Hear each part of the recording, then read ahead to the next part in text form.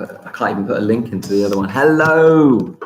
We are live on a slightly other stream. We had a little bit of an issue here where YouTube has popped us down.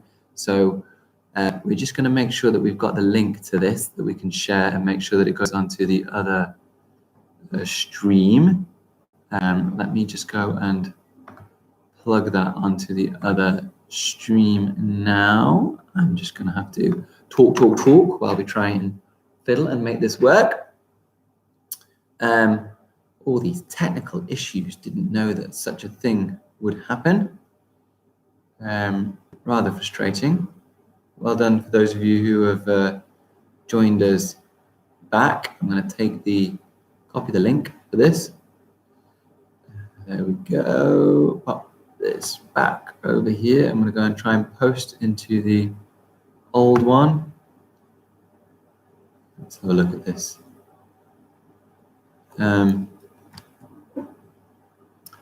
Unfortunately, I don't seem to be able to stop the other one.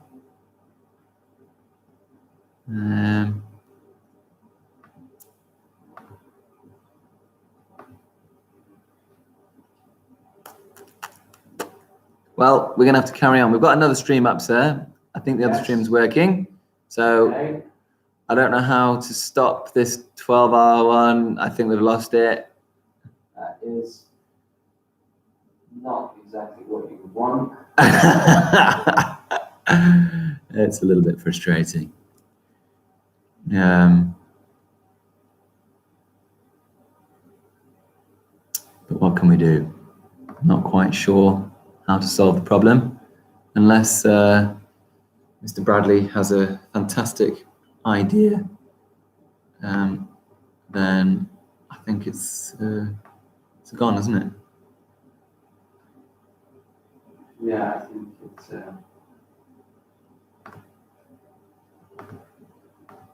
Edit.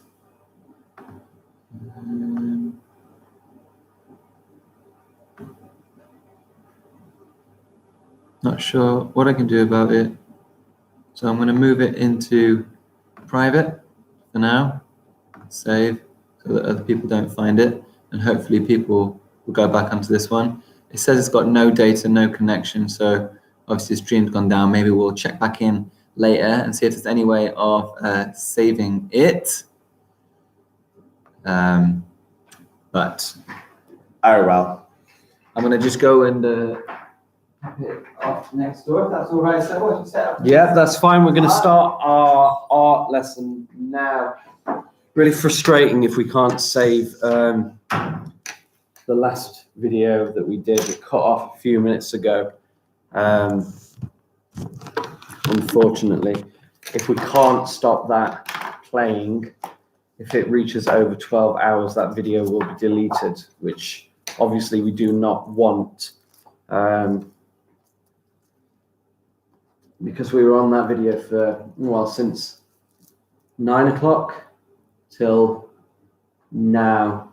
So we were on that video for 9 hours-ish. And if that video gets deleted, then that's 9 hours of teaching that we've just lost.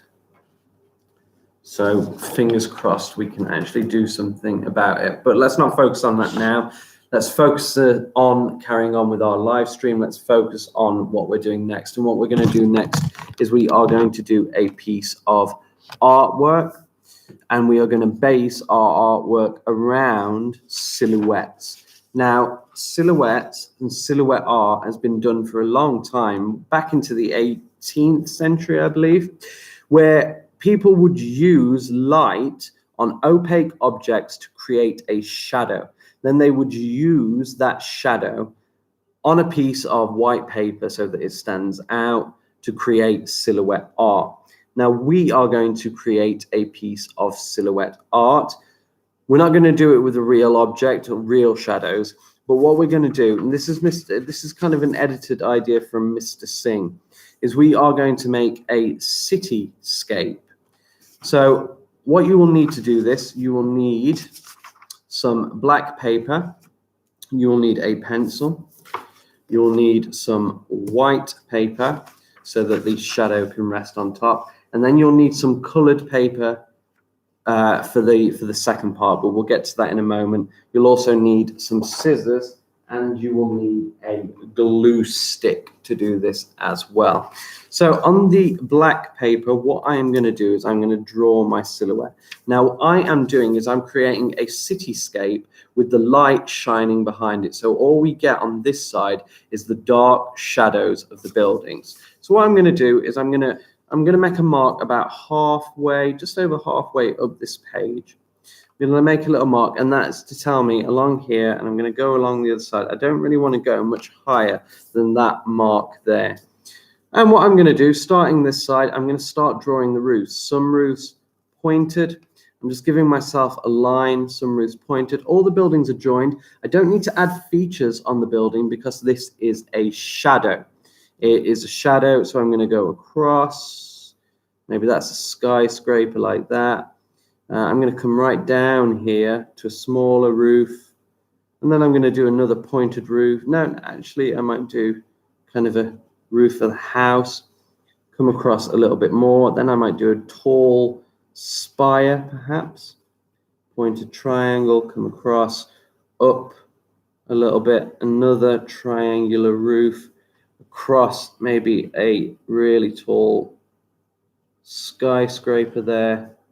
Comes back down, another pointed roof that finishes our skyline. And I just get a basic shape of the roofs across there. Triangles, lines, up and down. Think about skyline, maybe the skyline of Birmingham, skyline of New York, big cities, lots of tall buildings. Okay, what I'm going to do then is I am going to cut along these lines like so.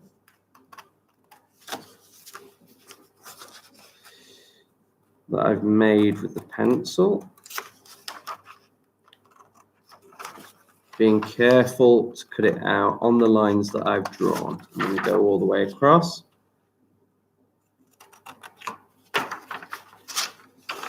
If you need more time than it's taking me, you want to be a little neater than me, then you can pause the video. However, if you are faster than me, please feel free to go ahead. You're just cutting out the silhouette of the city,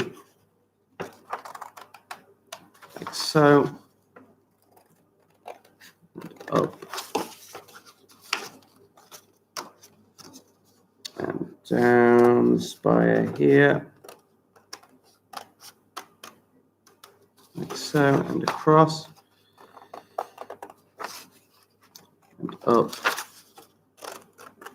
and across. Just following the line, cutting carefully, taking your time. Up. Wow, this looks exciting, sir. Absolutely, sir. Across. Up to the top of the triangle. And down the other side of the triangle there. Okay, once I've got my city skyline, I can put that silhouette, that shadow of the buildings onto the white piece of paper. I'm going to get my glue stick. So cool. Oh my gosh, I love that. What are kids going to use this in a black paper at home? If they haven't got black paper, they could colour in, you know, a sheet of paper with black felt tip, you know, black pen. What's happening with the other streams, sir? Google might not. It might have gone. Right. Why? What's happened to it? Well, it looks like when we went back a page, it's key. There's a key. Everything is a unique key, and it must have got reset. So when you go back on, I don't know what its original key. I don't know. We'll have to ask Mr. Bradley for more details. But is Mr. Bradley looking into it? Awesome. Okay. Thank you, Mr. Jordan.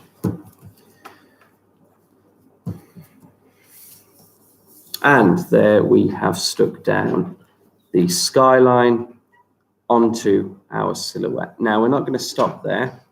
What we're going to do across the top, now Mr. Singh's version of this, he drew in the sun. That was the light coming from behind to create the shadow. So I am going to do that. I'm going to draw in the sunrise behind the buildings there.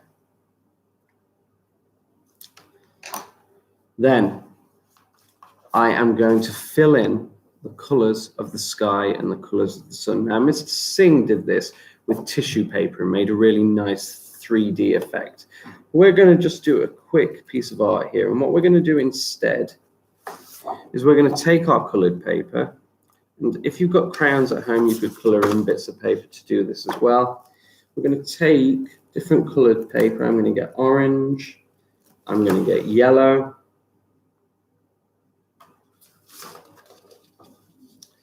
And I am going to get, there isn't red in there, so we'll stick with the orange and the yellow.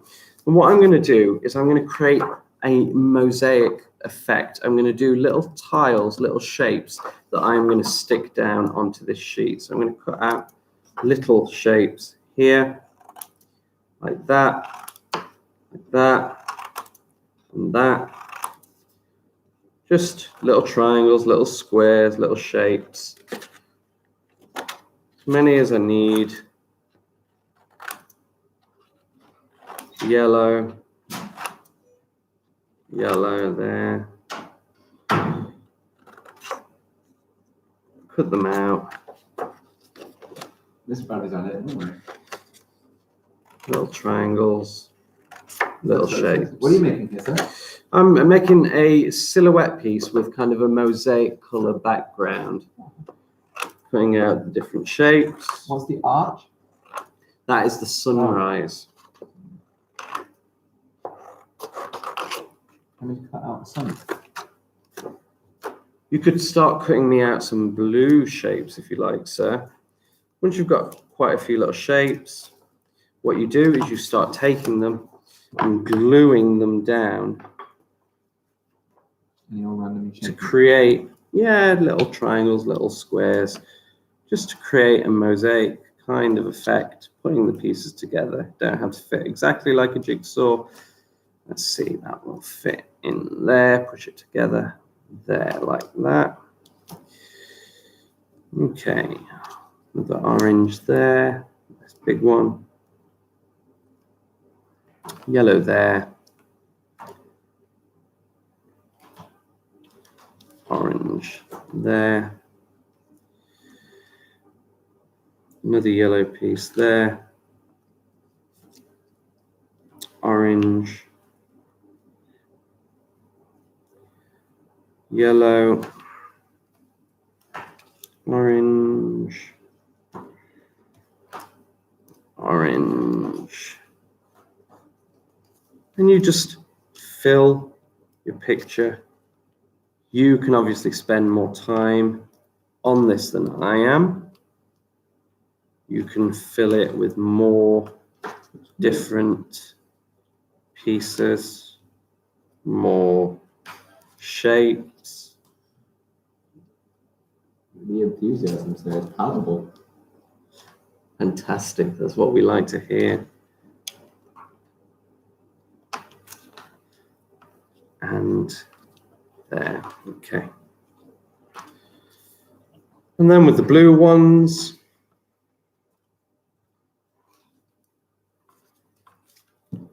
we start to fill in the sky around the sun. Lots of different shapes. It would help if you had different colors of blue. I don't, so I'm just using the same color of blue, creating a little tiled effect of the different colors, like so. Want to do some, bigger shapes, that'd be great. Big. Yeah, big. Filling the sky.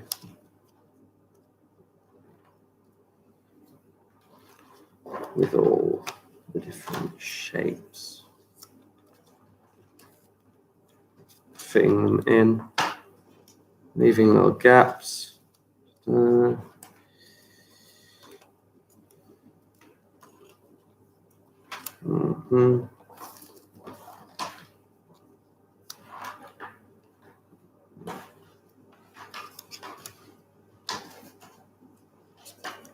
You can do big gaps like I'm doing, or you could do smaller gaps, fitting it together a little more neatly, more like a jigsaw.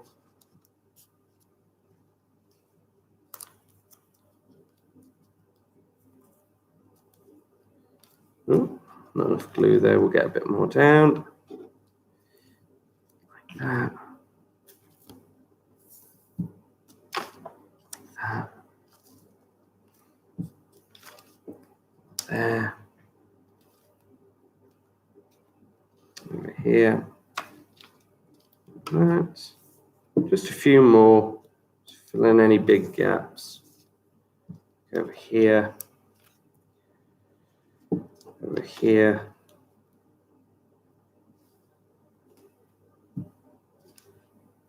Here. What's that all about? Here. And here.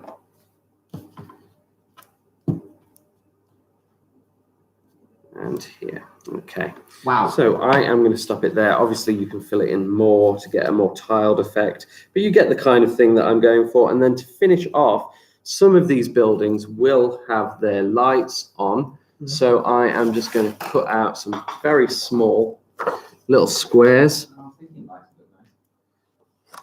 to put on the building. Not on every building, not all of the lights are on, but I'm just going to cut out some strips. Strips like that. Strips like that. Cut out little squares. Little squares. Like that. There we go. There we go. There we go.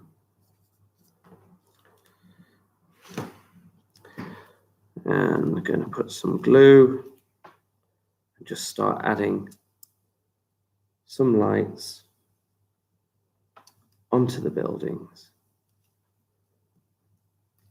Some windows where the lights are on.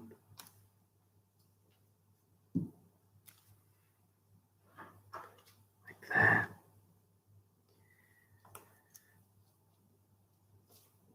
Couple down here, I think. Looking so cool. Couple there. One up here is on.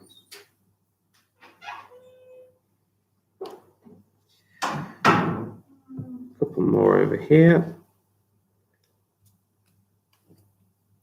People getting up early to watch the sunrise in their houses. Maybe one down here. Like that. And final one. Just there. I mean, you can be creative with it. You can fill it in a little bit more. But there we go. Very quick silhouette of a skyline. Little lights on in the house, sky.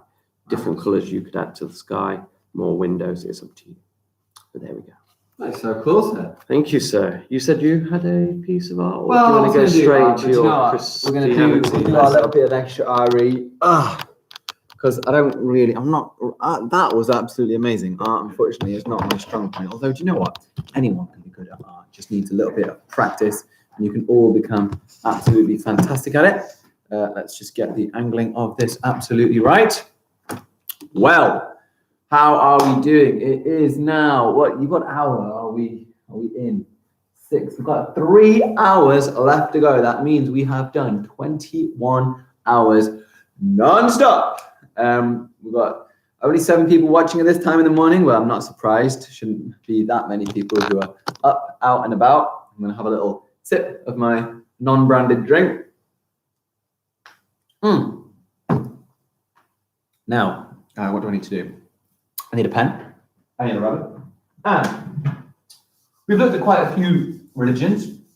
We've gone over all the major ones. In Britain, we looked at Buddhism in a little bit more detail. I'm just clearing up because we were doing Islam and the 5 pillars of Islam. We were talking all about Hajj and Zakat and Sawm, and we were talking about Salah, and we were talking about Ramadan, and we were talking about all of the important things. Good morning, Miss Whittle. Good to see you. And we, so I thought we'd go on to another religion now. We're going to have a look at Christianity. And it's an important one to have a little look at and an understanding, because it is one of the most popular religions in Britain, in Europe, in the Western world. And there are many, many people who follow it. And actually, it is the foundation for so many of the traditions and cultures that we see today. So, of course, even everything down to the years that we have, we call it the year 2021. Well, that was better. And then we say AD, which I think stands for Anno Domini, which means in the year of our Lord. It's based on the birth of Jesus. And Jesus is a really important figure that Christians believe to be real. Let me see if I can get a pen that it's going to work. So, Jesus is the Son of God. And Christianity is based on Jesus and the teachings of Jesus. Christianity shares its roots, rather like Judaism and Islam, in the traditions of the 3 main Abrahamic religions. So it is a member of the Abrahamic religions. The Abrahamic religions are, of course, Judaism, Christianity, and Islam. They all share the same roots from the same stories in the Old Testament, in the Torah, in the Quran. Judaism being the oldest of the 3 religions and being the kind of root religion. And from Judaism spread Islam, which came out of Saudi Arabia and came, yes, we passed 4,000. Very exciting news. We smashed the 4,000 mark, which is really fantastic. Well done to everybody who's been donating, which is really good. Islam grew out in the Middle East from the Judaic religions. I don't know where our globe's gone. We had a globe laying around, all sorts of things. Hey, look, over here, it is. Judaism, of course, formed in this part of the world around here by the Mediterranean Sea. We've got the Palestine area, and Islam started down here, Mecca, Medina, where the Prophet Muhammad was, peace be upon him, had the religion of Islam enlightened to him whilst he was up in the mountains. And then, of course, Christianity started also in this area. And it started, I guess, at the birth of Jesus Christ.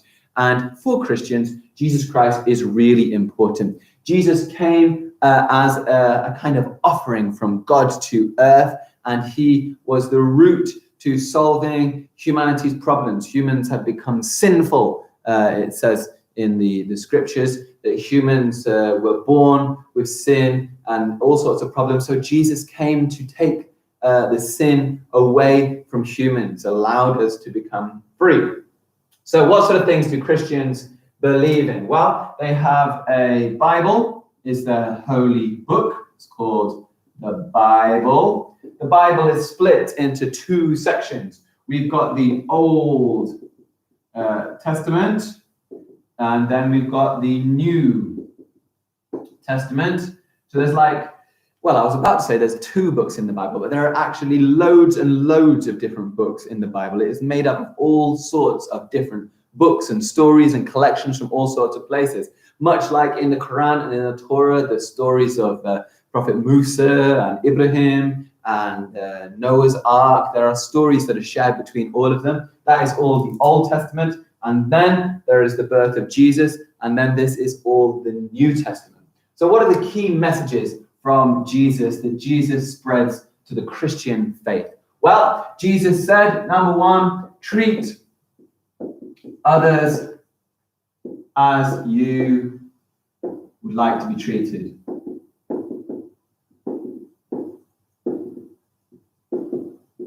Treat others as you would like to be treated. I'm doing my best trying to remember all of the Christian rules of the religion. Treat others as you would like to be treated. I think it's a fantastic message. It's one actually that we use and we spread in school. Jesus taught to turn the other cheek. Turn the other cheek. Turn the other cheek is an interesting one, isn't it? I wonder what it means. Quite hard for us, I guess, this morning to have a chat about it. But what it means basically is someone hits you, okay? You don't get violent and aggressive in response. Instead, you turn and allow them the other cheek instead, okay? You don't respond with anger. You don't respond with jealousy and violence. You don't go out and rebel. No, instead, you be kind. And you are sorry and you are thoughtful. Yeah, love God with all your heart is a comment that's gone in there. So that's a really nice one. So that was kind of a message of Jesus, is not to be vengeful. Good morning, Yaz, good to see you. Not to be vengeful. This is something that also Prophet Isa teaches in the Quran as well. What other things? Turn the other cheek, treat others as you would like to be treated. He changed, really, because the Old Testament is a lot about vengeance and fighting back and eye for an eye, tooth for a tooth, which means if someone does wrong to you, you can do wrong to them. But Jesus came in and he said, no, you mustn't do that. You must be nice. You must be kind. So a Christian believes in charity, a little bit like in Islam, zakat, you would give to charity, a little bit just like in Sikh, in Buddhism. All of these religions have a big part of them as believing in charity. We said about the religious book, which is the Bible. I'm starting to waffle on, I realize that. Religious book, which is the Bible. They've got religious buildings, which are known as churches. Of course, in Islam, we've got mosques. They've got a slightly different shape, haven't they? The church looks like this. The mosque is likely to have a dome and some sort of minarets at the other side of it. Well, the church has this big thing here, which is known as the spire. You see them all up and down the countryside. I guess they're a big thing like, hey, look at me, I'm powerful. The spire kind of reaches up into heaven. Good morning, guys. Yeah, well done. Thank you so much. We've achieved so much. It's saved. Oh, fantastic. Alex done that. I don't know what It's sorted. That's really good news. All right. Will you email Alex in there and tell him not to worry so much and that it's all under control? Really good seeing you. We were a little bit worried, you see, because obviously we had the first live stream that went on for 12 hours. And then we had the second live stream, which we thought would go on for another 12 hours. But then all of a sudden, when we moved to go and do an art lesson, we lost it. It crashed. Everything froze and it went to disaster. So we panicked a little bit when we popped this one in. But it looks like it's been saved. So it's just been split into 3 chunks instead. They've got a religious building with a big spire. To be honest, I've kind of lost focus on what I'm doing here. Christianity is another major religion. It's about forgiveness. It's about caring for people, for your community. It's not about being vengeful. Jesus did not teach the message of going out and fighting. In fact, throughout Jesus's life, he had many opportunities to raise rebellions. He had many opportunities to. Are you going to show me something here, sir? Oh yeah, it's very important. I Oh just wanted my to show goodness. you Yes, how sir. happy you are. Yes. By the fact that that video saved. Why? Show me. Wow, that is happy. That is the opening. Show This them. is the opening scene from the second part of our live stream, Look at that. and look how happy Mr. Jordan is. Yeah. Isn't that a fantastic, fantastic face? You should have seen your face like 10 minutes ago. How miserable that was. That was quite lovely. It's all right. I had the camera pointed down. At You the did art. have to point it down. I was the one who had to suffer it and see it. Well, forgiveness. I'm pretty sure I've said this a little bit. What else have we got? So, do you know that Jesus, of course, this meant to be the Son of God, he was. Why is there a religious symbol, the cross? Well, that's a very good question. Ask him. Thank you for the question. It's because he was killed by the Roman Empire. At the time, the Roman Empire had spread all throughout the lands, The Romans were fearful that Jesus would be a rebel, that because he had lots of followers and people coming in. And you often, when political groups are in power and empires, they worry about rebel groups. And Jesus looked like a potential rebel, although actually he never wanted rebellion. He never asked for uprising. He always said that you should be forgiving, turn the other cheek. And so he was nailed to a cross where he died. But Christians believe that after he died, he rose to heaven, and 3 days later he came back to life. This is what it says in the stories, that he came back to life, and people saw him back alive. They could feel the wounds in him. And this was the point when people fully realized that this must be the Son of God, along with other miracles that they believe that they did. So this is the kind of story that Christians believe in. They believe in the Father, who is God, the Son, and then after that, the Holy Spirit that spread across the world. I guess it's the one God, but in three forms. It's an interesting concept, a little bit different to Islam, which has just purely one God. Muhammad, of course, peace be upon him, not being the son of God or religious in any way, just being a prophet of God and speaking on behalf of God. So that is interesting. That is why it's a little bit different. I tell you what, here's an interesting thing also. Jesus as a entity, as a leader, as an interesting character, he always obviously asked for forgiveness. He didn't want rebellion. He was someone who always spoke about turning the other cheek. And I think he was used very cleverly and politically by the Roman Empire. The Romans, of course, killed Jesus initially, but the word of Jesus spread and spread, and it became more and more popular. Rome at the time had multiple gods and confusing structures. And when it came to Emperor Constantine, he took the concept of Jesus, he formed the Bible, and he used Jesus as a way to, well, I guess, suppress lots of people, because he wanted to teach the message to his followers, under Emperor Constantine, the Roman emperor, to not rebel, to not fight back. He wanted them to believe that the route into heaven was to be peaceful and to be kind. And what a lovely thing it is to be peaceful and kind. But political manipulation along the way, I'm allowed to say that about Christianity. I'm not allowed to say that about other religions, but that is just an idea. Anyway, hello, good morning. Good to see you guys. Lovely to see people on the live stream.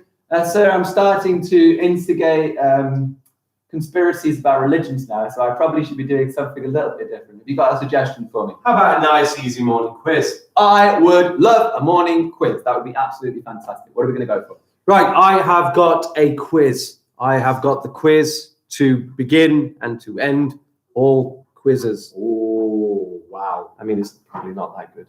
Well, if it ends quizzes, then it must be either fantastic or terrible. We've been up all night.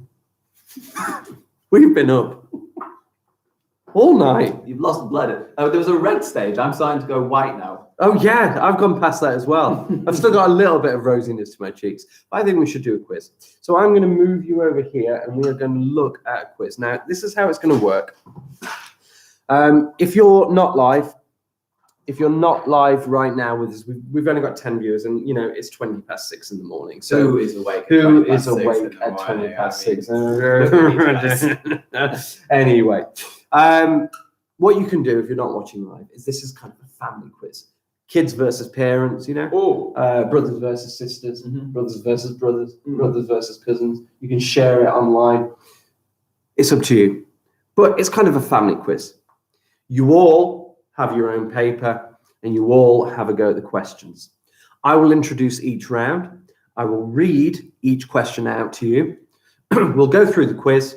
I'll give you 5 minutes on each round to answer the questions, maybe a bit less, actually. We don't want just silence for 5 minutes. 2 minutes, unless I feel like you need more on each round. When we get to the end of the quiz, I'll go right back to the start, go through some answers with you, and then you can mark the quiz and see in your family who has the biggest brain. Big brain.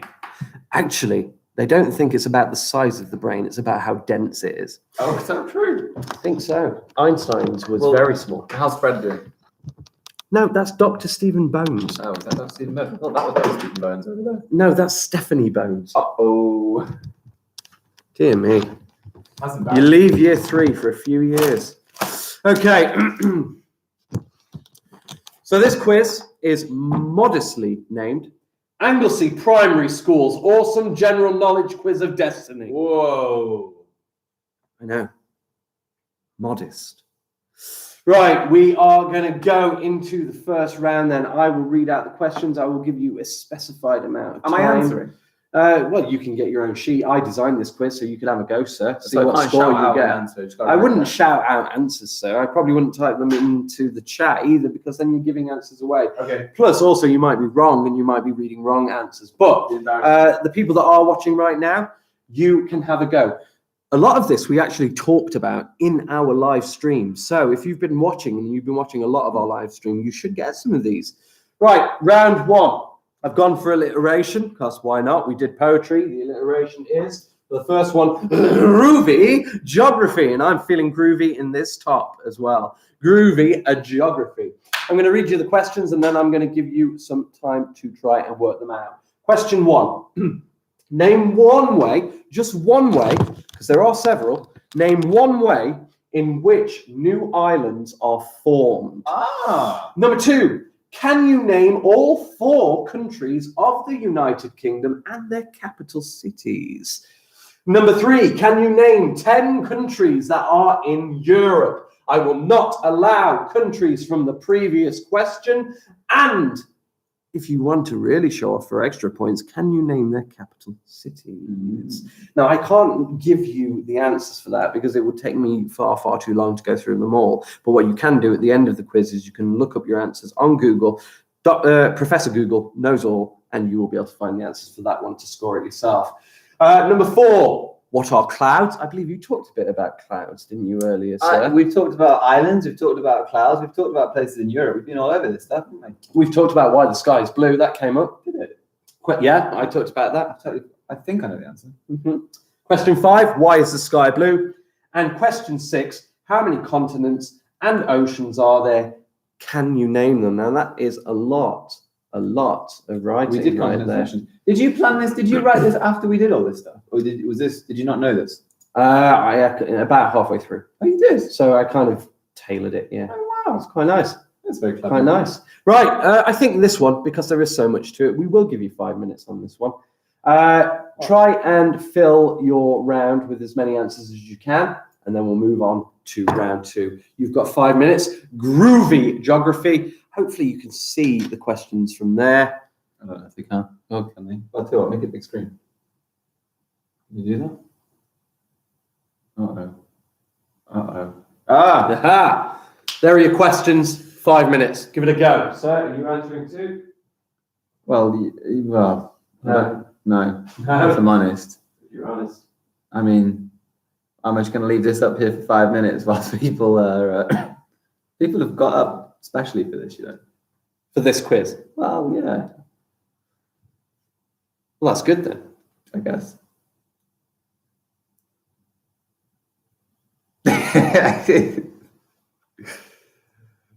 Oh, look, we were 11 a minute ago. Oh, it's gone down to 8. It's gone down to 8.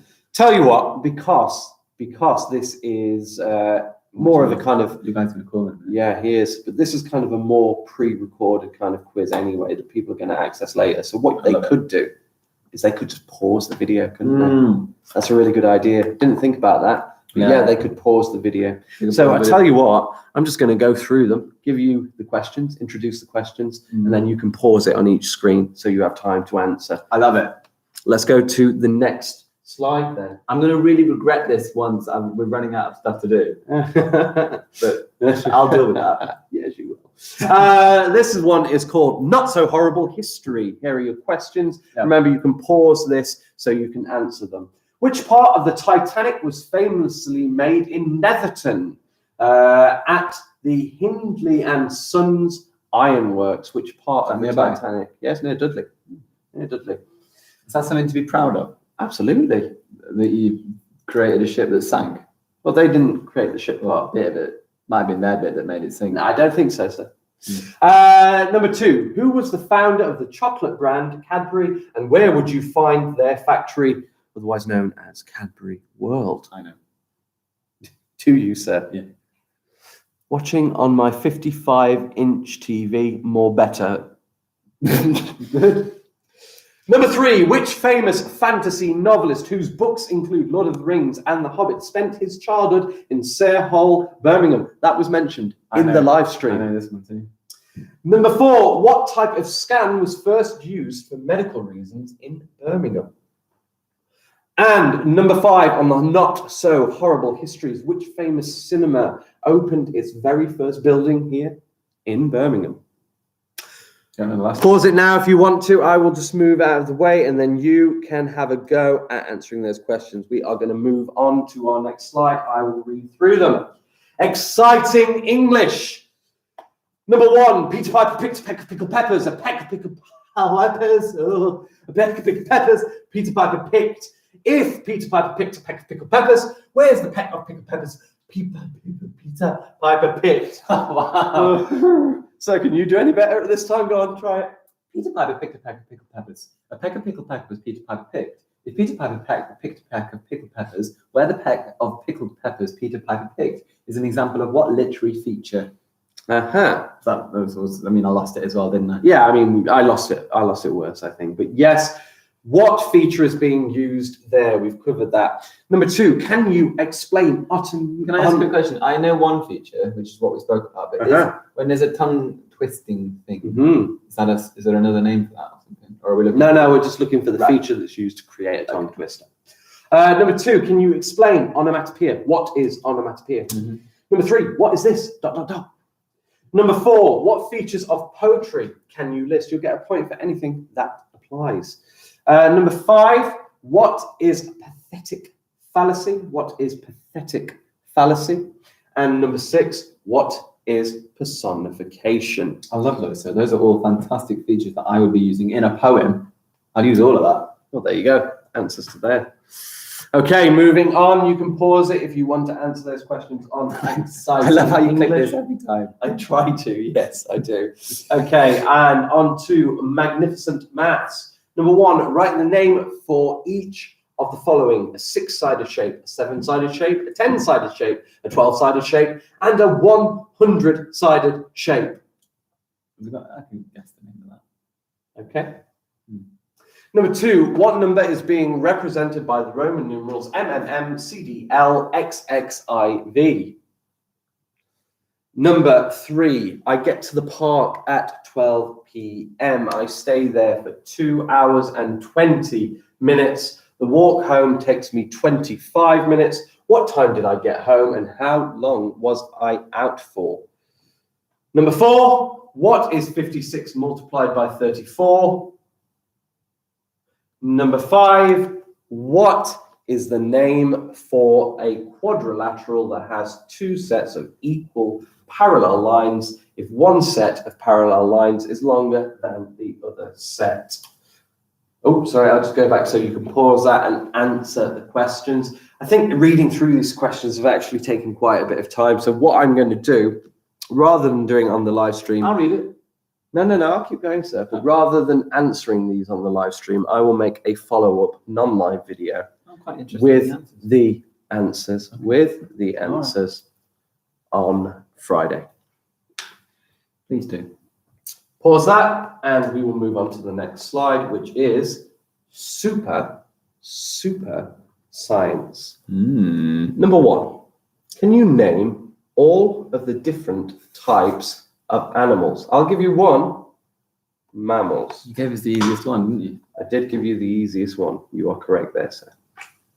Number 2, approximately how old is the Earth? Ooh. And what are the names of the other planets in our solar system? We did that today. We did do that today.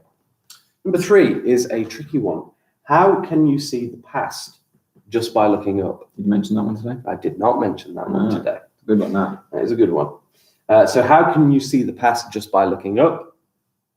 Number 4, what is the boiling point and freezing point of H2O? Is that Halloween H2O you're talking about? That is a terrible film, so no. And number 5, can you name 3 different types of rock? I can. Progressive, Okay. punk, Yeah. and heavy. Ho, ho, ho, that classic. Ooh, that's a good one. Okay, I'll pause it there. Pause it there if you want to answer those questions with your family, with your friends, with your brothers, sisters, and on to why not? Yes. Why not? The Disney round. Of course, the Disney round. I want you to name the film that the lyrics belong to. You're gonna do the lyrics? Oh, I'm going to sing. Okay. Yeah. So here we go. Number 1. Can you feel the love tonight? The peace the evening brings. Number 2, sir. Do you want to take that one? No, I don't know that one. I know the film, but I don't know how the tune goes. A new fantastic point of view. No one to tell us no or where to go. Say we're only dreaming. Number 3. When you wish upon a star, makes no difference who you are. When you wish upon a star, your dreams come true. Oh, I like that. I don't know number 4. That's another high-pitched one, sir. I A genuinely. dream is a wish God makes true when you're fast asleep. Very good, sir. Except for the last one. Very, very good. And number 5, all those days chasing down a daydream, all those years living in a blur. Sing it. All those days chasing down a daydream, all those years living in a I don't blur. know that one. Okay, that was the Disney round. You can pause it there if you would like to try and answer that. And final round is amazing art. Oh, Can wow. you name both the picture and the artist? Oh, I love this. Here's your first one. I know the artist. I think I don't know them. Oh, I do. I think I know the night. Great song about this as well. Right. Okay, and the next one.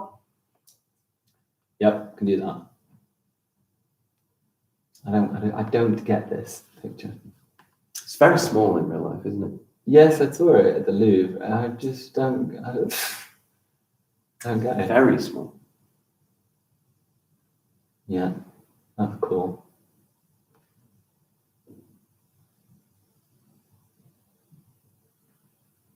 Yeah. Hey, I feel like I know stuff now. There you go. I think I could have done all of these. You are cultured, sir. Does that make me cultured? Yeah, it makes you I didn't know that last Disney song at all, though. No, I don't recognise it in the slightest. it's not the most popular Disney film, although it's a very good one. I can take a punt at this. Yeah, you'd probably get it right. I don't think I get the name of it though. And that takes us to the end. Wow. Wow, look at that. That's Wow, like a wow, piece wow. of art with our shadows in the board. They're asking which one Mrs. Penn did, which is a great question. Oh, Very good Mrs. Penn's far superior to that. Yeah. Much better. That's Mr. Moore there in the chat by the looks of things. Hello, Lovely to Mr. see you, Mr. Moore. Moore. Good Good to morning, see you. How are you, Mr. Mr. Moore? Lovely to see you. We've been up all night. Yeah. We've had lots of people popping in and saying hello this morning, which has been really, really nice. Absolutely loved it. I loved that quiz, sir, and I really want to know the answers. Well, there will be a follow-up video to that quiz where you can see the answers. So Can't wait for that. can't wait. Okay. Right, so shall we, I've got a bit of time to kill now, haven't I? What are we going to do with this time that we've got to kill? I tell you what, Mr. Keeling, give me a rundown of what we've got left to do. How many we've got? Still a fair amount of time. Yeah, left. we'd have plenty of time. We've got plenty of time left. So what am I going to do? Let's have a look. I got a little piece of paper over there. Give me 2 seconds. What is? Oh dear. Just for anyone, while you were away, while you were sleeping, like sensible people do,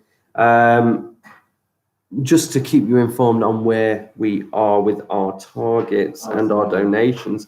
We've actually had a donation come through in the last 28 minutes, which has taken us all the way up to £4,296, nearly £4,300. We have done. We've raised so much more than what we expected to raise, and that is all thanks to the people who have watched, the people that have supported. And it's not just, as we've said in the past, it's not just about the money. It is about the community, the messages, all of the support, all of the staff that have sent in videos, that brought in food, that have sent kind messages. All of that has helped with this live stream. And we're not finished yet. We've still got 2 hours and 23 minutes left. Hopefully some of which Mr. Jordan will fill, because I have limited lessons and resources left. I have one on money that we will be doing a little bit later, which Mr. Jordan is quite excited about, because we get to talk about taxes. But hopefully there'll be I believe that will be the radio. So I'll tell you what, whilst Mr. Keeling's dealing with the radio guys, Hiya. Good morning. whilst Mr. Keeling is dealing with the radio people, they've asked us to call back in the next morning to see how we are getting on. I thought we would, what can we do next? Let's have a little look at what I've got on the list. We've done multiplication, we've done division, we've done fractions. We have read the books, Wealth in the Wars and things. What have I got left down here? Opinions to debate. Ooh, the Stone Age. We didn't quite touch on that. We did British values. Healthy eating and nutrition groups. That sounds exciting, doesn't it? We did our poems from yesterday. I really liked the poem work, using all that alliteration. You guys came up with some absolutely fantastic ones. We've had, for those of you who have tuned in, some pictures that have been sent in to us when Mr. Keeling made the banana bread. We've had a family here that has made banana bread for us too. And can you see in there, we've got the J and K initials, which is absolutely fantastic. Really lovely thing for them to do. And I'm now going to do a lesson on who knows. Tell you what, by the time I've rubbed out the board, we'll probably be learning something new. I'll tell you what I could do with also is a pen as well to make this all work. We were looking at religions. Very good. I've thought of it. So we have gone over lots of different religions through the night. And we were just looking at Christianity this morning, although I totally lost my train of thought when I was doing about it. So there was one other that we said that we were going to touch on that we haven't looked at, and it's called humanism. Humanism. Okay, it is one of the curriculum religions. I'm just going to quickly grab my piece of paper, which is over here, to help me out with it, because it's not one of the religions that I know all of the details about. So I guess we can all kind of learn a little bit about it together. Now, unlike a lot of the other major religions that we looked at, if you remember, we had the Abrahamic religions of Judaism, Christianity, and Islam, and they were all in one group, very similar, with one God. We had other Asian religions, such as Buddhism, and we had Hinduism, and we had Sikhism as well. These are all religions that have sort of originated from the Indian subcontinent, one having multiple gods, one having no sure answer to the question of God, one having one God. Well, we come to humanism, which is quite clear in its belief in gods, and its belief in gods is that they don't believe in God, the humanists. The humanists are it's kind of religion, but doesn't have any belief in higher authority. When we were looking at all of these other religions, they all had religious books, didn't they? We had the Torah, we had the Bible, we had the Quran, we had the Vedas. We had all sorts of other different religious scripts and religious books, whereas we've got Hinduism, which does not have a god. And in fact, here are some key words that I'm going to use to describe humanism. There's an important word here, which is secular. And what secular means is it's not connected with spiritual, not connected with spiritual matters. So when a humanist thinks about what it is right or wrong, they're not determining right or wrong based on any kind of scripture. They're not determining it based on any fundamental belief that has been passed on to them through a holy book. They're not believing it based on whether they are going to go to heaven or to hell, but they need to make a personal judgment. And I think one of the things that we will have a little talk about is how does a humanist come to a judgment about right or wrong if there isn't a book to tell them what is right or wrong? It's an interesting question there. We would call humanists, also, we would say that they are atheist. This word atheist means that they have no particular God, no God or gods. Okay, so that is quite dissimilar to all the other major religions that we seem to find in Britain, except for Buddhism, where many Buddhists might argue it would be impossible to prove or disprove God, so it's not worth wasting time on it, and it's more important to spend your life doing good. With all these other religions, that key word that we spoke about was that these other religions require a faith. So as we were learning about them overnight, we kept coming back to this word faith. Faith being believing something when you don't have verifiable evidence to prove that it's right. So like, obviously I can say that this skeleton is white, I can verify that.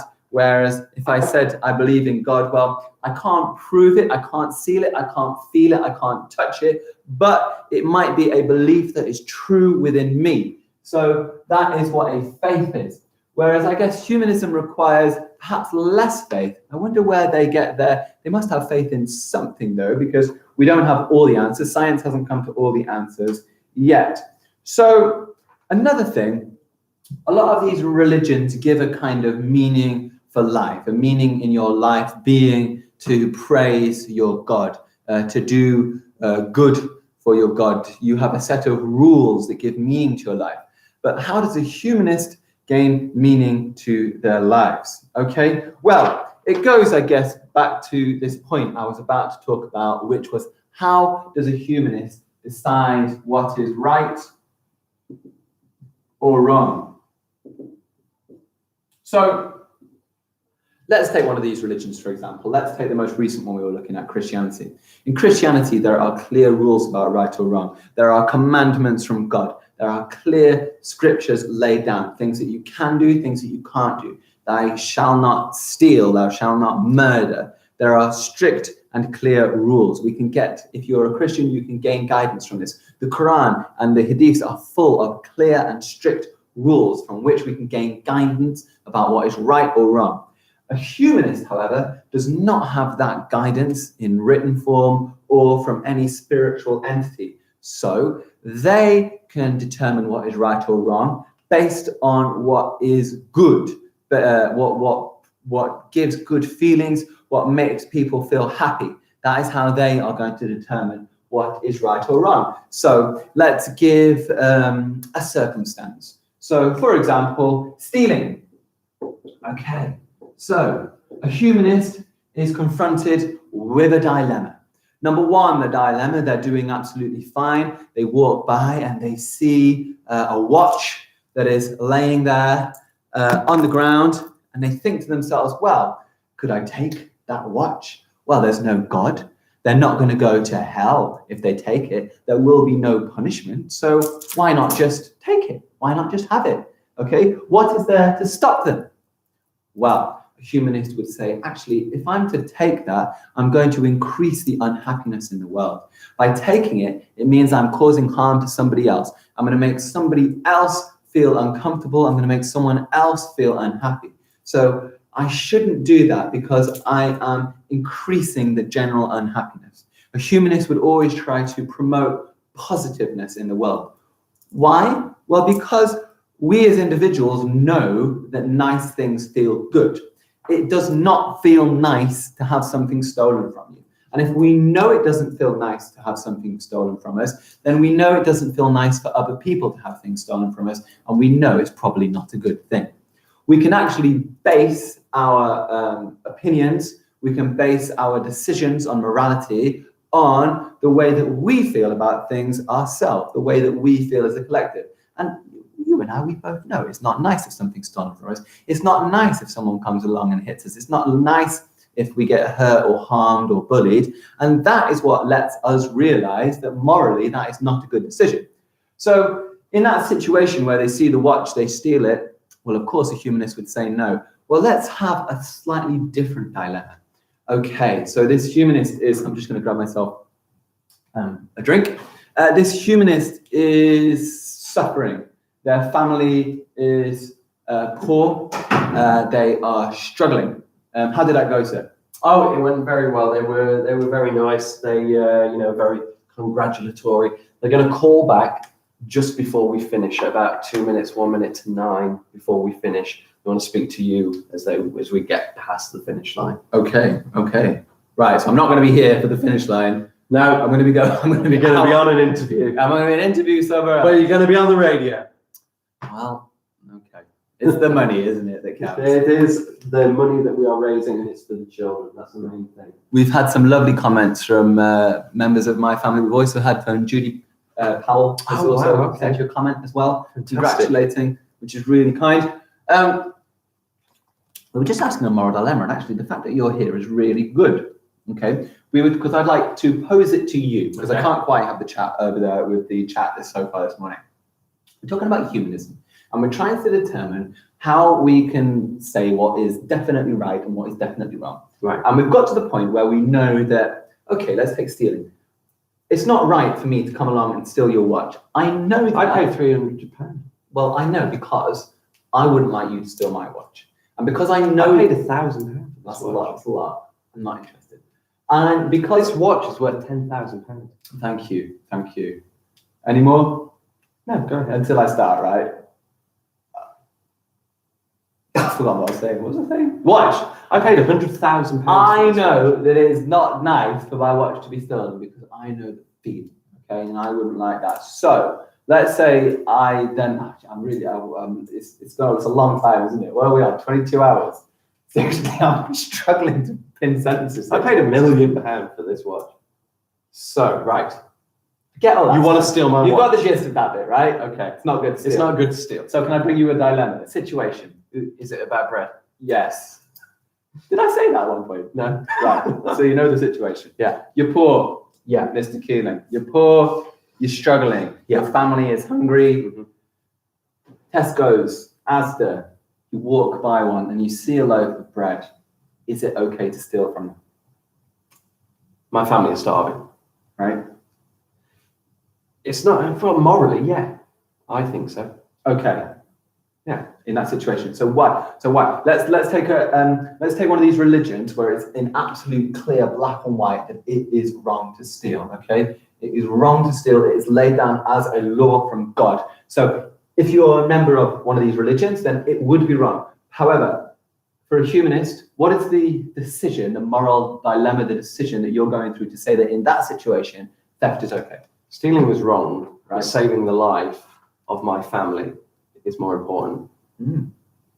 So there could be situations, there could be dilemmas where something that we would say normally is wrong because the greater good is outweighed by something else that we could go and we could break that rule for the right reason.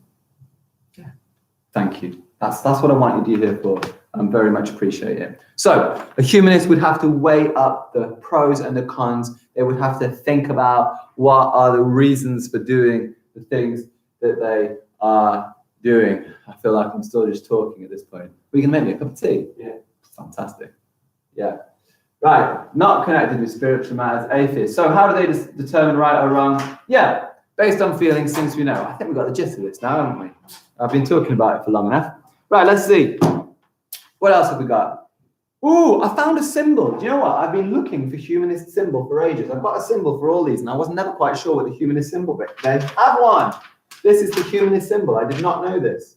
It looks like this. It is a person. Oops. There we go. There we go. There we go. That's an interesting symbol, isn't it? It looks like a person reaching up into the sky. It's called the Happy Human, designed by Dennis Barrington, who was a competition organizer by the BHA.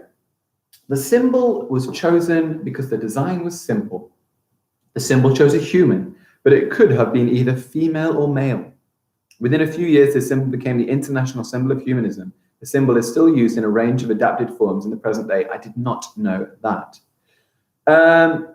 Now, this is interesting. A humanist's golden rule, and I like this one, actually links into what we were talking about, morality. It's actually the same golden rule that we were talking about earlier for Christianity, and it is do to others what you would want them to do to you.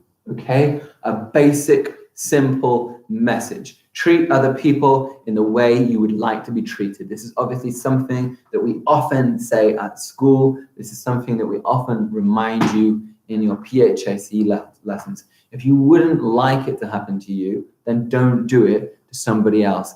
Anas, good morning. Lovely to see you. Anas was on with us pretty much all day yesterday, weren't you? So that's really good that you're back now, and I'm glad that you had a really good sleep overnight. Well done. Have I got anything else that I'm going to pop in here? The British Humanist Association values. Humanists believe in celebrating human achievements. So that's really good. So instead of celebrating the achievements of a god or a spirit, they believe in celebrating the achievements of humans. Humanists believe in science. Oh, here's a question. So this is a question actually that was posed to us when we were looking at space yesterday. How did humans begin? So who made humans? Who made humans, I think, was the question that was posed to us. Well, the answer is clear for a lot of these religions. In Judaism, Christianity, Islam, the answer would simply be God. In Hinduism, in Sikhism, the answer would be simple. The answers would be God or gods. In Buddhism, less clear. Whereas for a humanist, how on earth does a humanist go about, good morning, how on earth does a humanist go about making, understanding where they come from? Well, a humanist decides to put their, and this is the key word over here, their faith and trust in something called science. Now, why do I call science, which is something that is verifiably right, it's something that we can prove over and over again, why am I still calling it faith and trust? Well, when we were looking at the space lecture that Mr. Keeling was doing for us last night, we were looking into universes, singularities, we were talking about multiple universes, we were talking about all sorts of things like that. And we realized that there was a point where science doesn't have all the answers. Science keeps answering things, more and more things every single year. Things that we didn't know a decade ago, we know now. All sorts of things. We said yesterday that, you know, if you go back 1,000 years, people might have assumed that the world was flat. But as we develop, as we learn things, we realize things. Science doesn't have every answer yet, although it is catching up slowly. So a humanist, we don't yet have every single answer as to how life began. We can't prove it. We can make suggestions, but as of yet, the science doesn't fill every single answer. A lot of these things are theories, although very verifiable, significantly more verifiable than other theories. But it is still a leap of faith, ultimately, that the humanists are putting into science to answer all their questions. I think I've been talking about humanists a long time now, sir. Is there anything you would like to add? No. No. Okay. What have we done? We've done Christians. We've done Buddhists. We've done Islam. We did Hinduism in an earlier live stream. I haven't done Sikhism or Judaism in full depth, but think I'm going to leave that for another time. What would be a nice little thing for us to do now, sir, do you reckon? What time are we on? We're coming up to 7 o'clock, which means we've got 2 straight hours left. What have you got? What do you got in the bank for us? I've got my money lesson. The money, should we do a money debate? Oh, I tell you what, I could do my NOR thing as well. What's a good, and then we were going to do questions. How long is the money thing going to take? I don't know. It depends how many people are in the chat. 9. 9. Do you want to save the, morning guys, lovely to see all 9 of you. Morning. Here. It is. I'm sure there'll be lots of other people watching this at a later date. Indeed. Surely, probably not. Hopefully. But doubt it. Money debate. Shall I go in and do a biography? Yeah, I'm going to do a biography. Right, do the biography and then call it? I don't know how long it's going to take me. It's going to take however long it's going to take. Tell you what, can you just fill whilst I go find a piece of paper? Absolutely. So I can probably do a song or something, I guess. Nice. What songs do I know, sir? When you wish upon a star. When you wish upon a star. Morning, Mr. Jordan. See you in a bit. I am Mr. Keeling, but thank you for that. Miss Anglesey Primary School. Am I getting your name right there? Okay, we've gone up to 11, sir, since I walked on. Oh my gosh, you're bringing them in. I'm bringing them in. Okay, let's get the board ready. Mr. Jordan, when he comes back, he's going to be doing a biography with you. That's what's going to come up this morning. We're going to be doing a biography. After following the biography that Mr. Jordan does, I am going to be stepping in and we are going to be talking about money. Hopefully, we will get more people in the chat. It's kind of a chat lesson. It's more PSHE, discussing, debating money, kind of just going over those misconceptions that children have with money. Where money comes from, for example, money does not come from the bank. Banks do not give you money, not unless it's a loan or a mortgage. I heard it grows on trees, is that right? Yes, the fabled money tree, I believe, was quoted quite a lot in politics. That's where they get a lot of their money from, I hear. So we will be looking into money. We'll be talking about where we get money from. There are lots of different places, but there are places where you can rely on getting money a little bit more frequently or regularly, more security than other places. We're going to look at that and tax. We're going to have a little debate, a little talk about tax at the end. We are going to talk about the importance of money. We're going to talk about whether we can live without money. We are going to talk about different finance options that are afforded to adults. Now, I don't know if you knew this, but before I worked here as a teacher at Anglesey Primary School, I worked in a bank. I was a customer account manager. And doing that role, basically what I had to do interviews with people and try and sell them things like life insurance and things like, I really didn't like it. I really didn't like it at all. Thank you, sir, for that. That was really good. Fascinating, isn't it? Yeah. I can't wait. Imagine in a bank. One of the weirdest days, I was putting £25,000 into a safe. Wow. It was there. In your hand. What sort of notes are we talking in? 20s. 20s. How did it feel? Heavy? Like bags of money. Oh, was it in a bag? You weren't Not just plastic bags. It wasn't just cash. How exciting your life was. And then I got into teaching. Whey! And look at him now. Biography, money, and then you get to ask us anything, those who are on.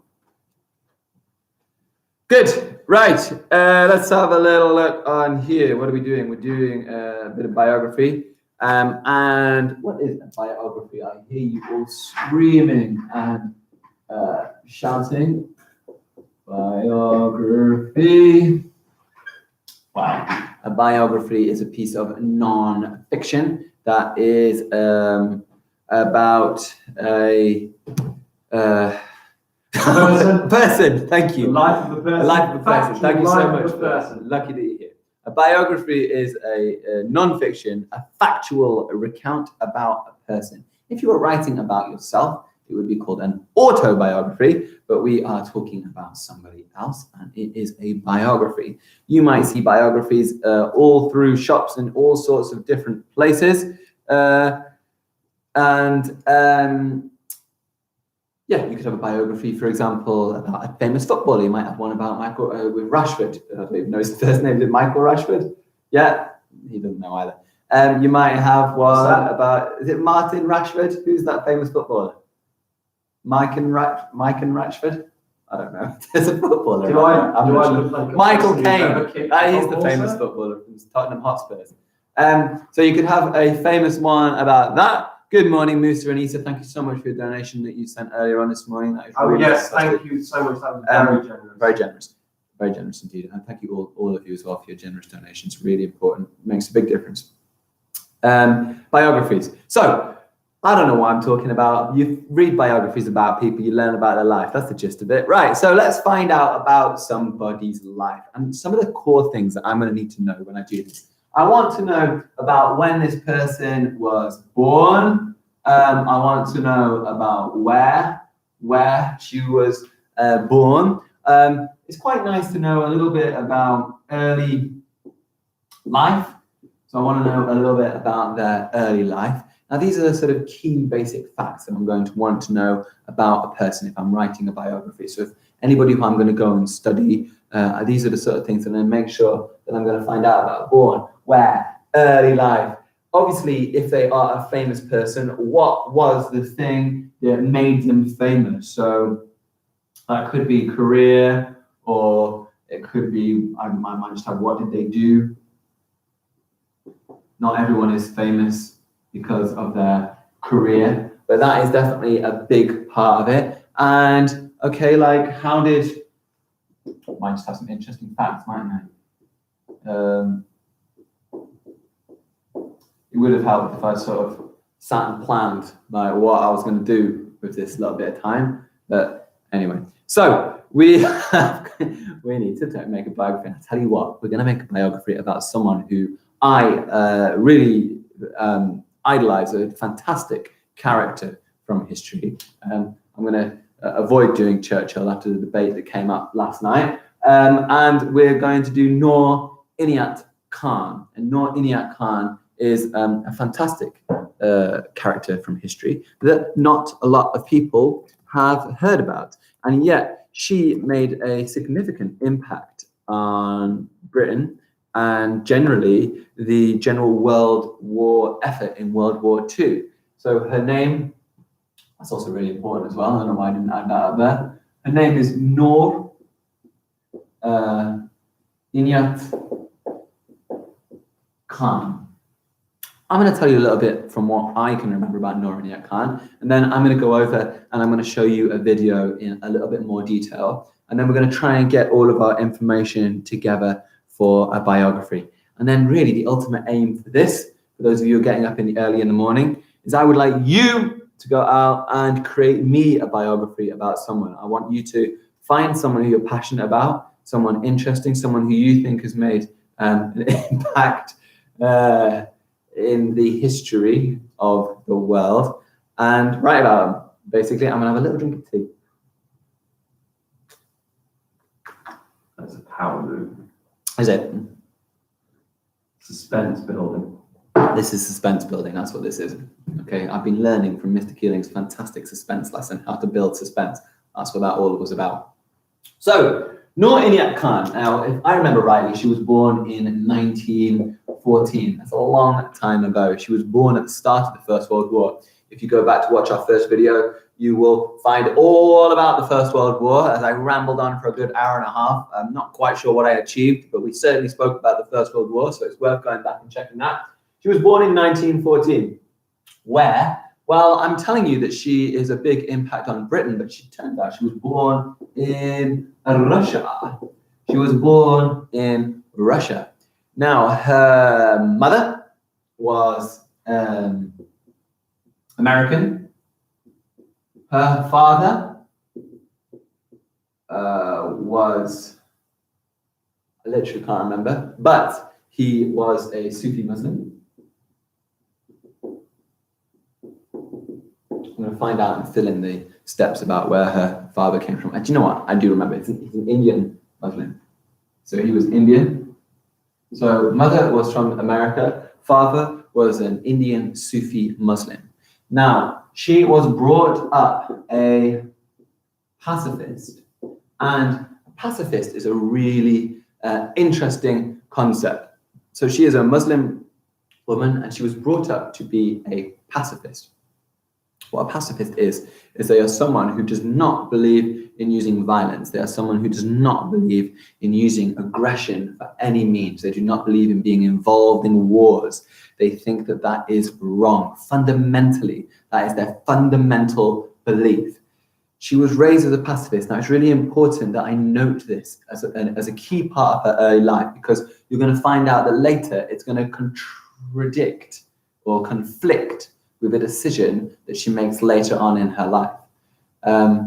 Yes, pacifist. What a pacifist? I've said what a pacifist is already, haven't I? Good.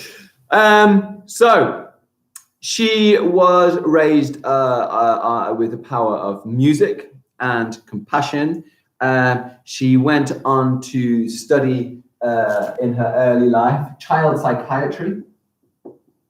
So I don't know how to spell psychiatry. Psychiatry.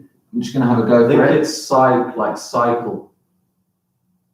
I don't. That I don't think. Early life, pacifist. Later on, she went to study child psychiatry. Is that massively important? No, but it's just a key detail. I might have to pop it in. She actually went on to write children's books. Actually, more I think about it, this is really important, because once again, it's going to highlight the difference between what she achieved in her life and what she did in her early career. So Noor Inayat Khan, 1914, born in Russia. Her mother was from America. Her father was an Indian Sufi Muslim. She was raised as a Muslim. She was raised as a pacifist. She, as a child, was into music. She learned languages. Actually, she moved at a young age to Paris. She moved to Paris in the sort of 1930s, late 1930s. When did the war start? 1930? 1939. So let's just say around 1939, because when she got to Paris, in fact, let's just say she turned in the 1930s. We're going to find out the exact date later. I can't quite remember all the details. When she got to Paris, the Second World War began. And in the Second World War, the Germans, for the second time in the same century, decided to increase their territory by attacking their surrounding neighbors, looking for more Lebensraum. And she then had an issue, a dilemma became in her life, because she was raised to be a pacifist. She didn't believe in fighting, but what she was seeing all around her were horrific acts. She was seeing cities being bombed, things being destroyed. She was seeing people being rounded up. And she started to have a crisis of confidence, where she realized that actually to stand there and do nothing against such tyranny was in itself an evil act. And what she ended up doing was she moved to the UK. And she joined the Women's Auxiliary Force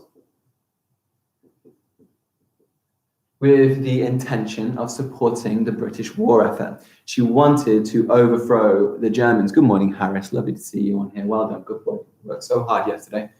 She wanted to overthrow the German government. We're just talking about biographies here, Harris, and I am just struggling to get through basic sentences, but we get there.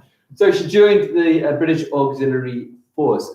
She learned, because she was fantastic at learning languages. She spoke Russian, she spoke fluent French, she spoke fluent English. She learned Morse code. And Mr. Keeling is famous for his impression of a Morse code machine, aren't you, Mr. Keeling? Yeah, I often get brought up at, I mean, I get embarrassed at pies. People travel for miles around. Actually, I can't get away from it. Wherever I go, people say there's Morse code. Morse code. Morsey. There's the Morse code man. Boy. Why is he crying? They say. And why does his tears sound like SOS? It's a really good question. Come on, we're waiting for it. Let's hear it, sir. Dot dash dot dot dash. No, don't be shy. Go on. Dash dot. It sounds like this. There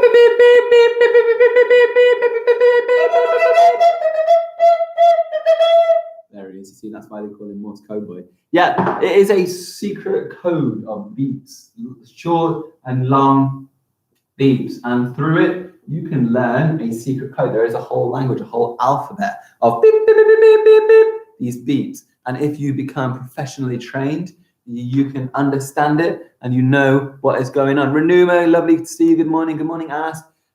She learned this code. In fact, Renuma, it's really lucky that you're here. We're talking about Noor Inayat Khan. Can you remember Noor Inayat Khan? Is there anything you can remind me about her? Because I know Renuma, who is in year 6, we did a biography on Noor Inayat Khan, didn't we, last year? So if you can remind us anything over there in the chat, that'd be really useful. She learned Morse code, an amazing skill. And it meant that she could send secret messages for the British. Well, little did she know that she was being watched by the British Secret Service, and they recruited her. And they wanted her to basically become a spy. And a spy is what she became for the British. She was sent over to France in the height of the war. Paris by this time was occupied by the Nazi Germanies. It were the German Nazis, sorry. It was not a nice place to be. She bravely went over there. Upon landing, and we're going to see all of this. I'm going to remind you all of this again, so don't worry if you don't remember it now. Upon landing, many of the men who she came with got captured. She ended up doing the job of many of the men, carrying and lugging material. She ended up sending all sorts of messages back to Britain. She was a woman who refused to pick up a gun because of her pacifist beliefs, but she realized she had to do something. So over there in Paris, this woman on her own, without much support, managed to convince the Germans. She was caught on a train once, for example, and she convinced the German guard that she was fine. I think there's a story of her once where she, you're absolutely right, Renuma. Let's save that bit to the end, but you're not wrong. She managed to, when she was putting the aerial up for her radio once, she convinced a German guard that she was just into music and convinced him to help her put the actual aerial up, amazing as that sounds. And she used her wit, but it was actually jealousy and love, revenge of another woman who she, snitched on her.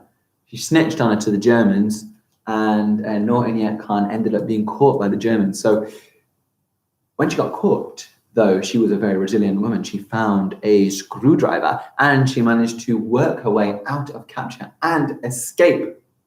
Now, I want to make it clear that the information that Noor Inayat Khan gave back to the British was fundamental in the creation and organization of the French Revolution. And not the French Revolution. What are they called? The French, the Resistance, La Résistance.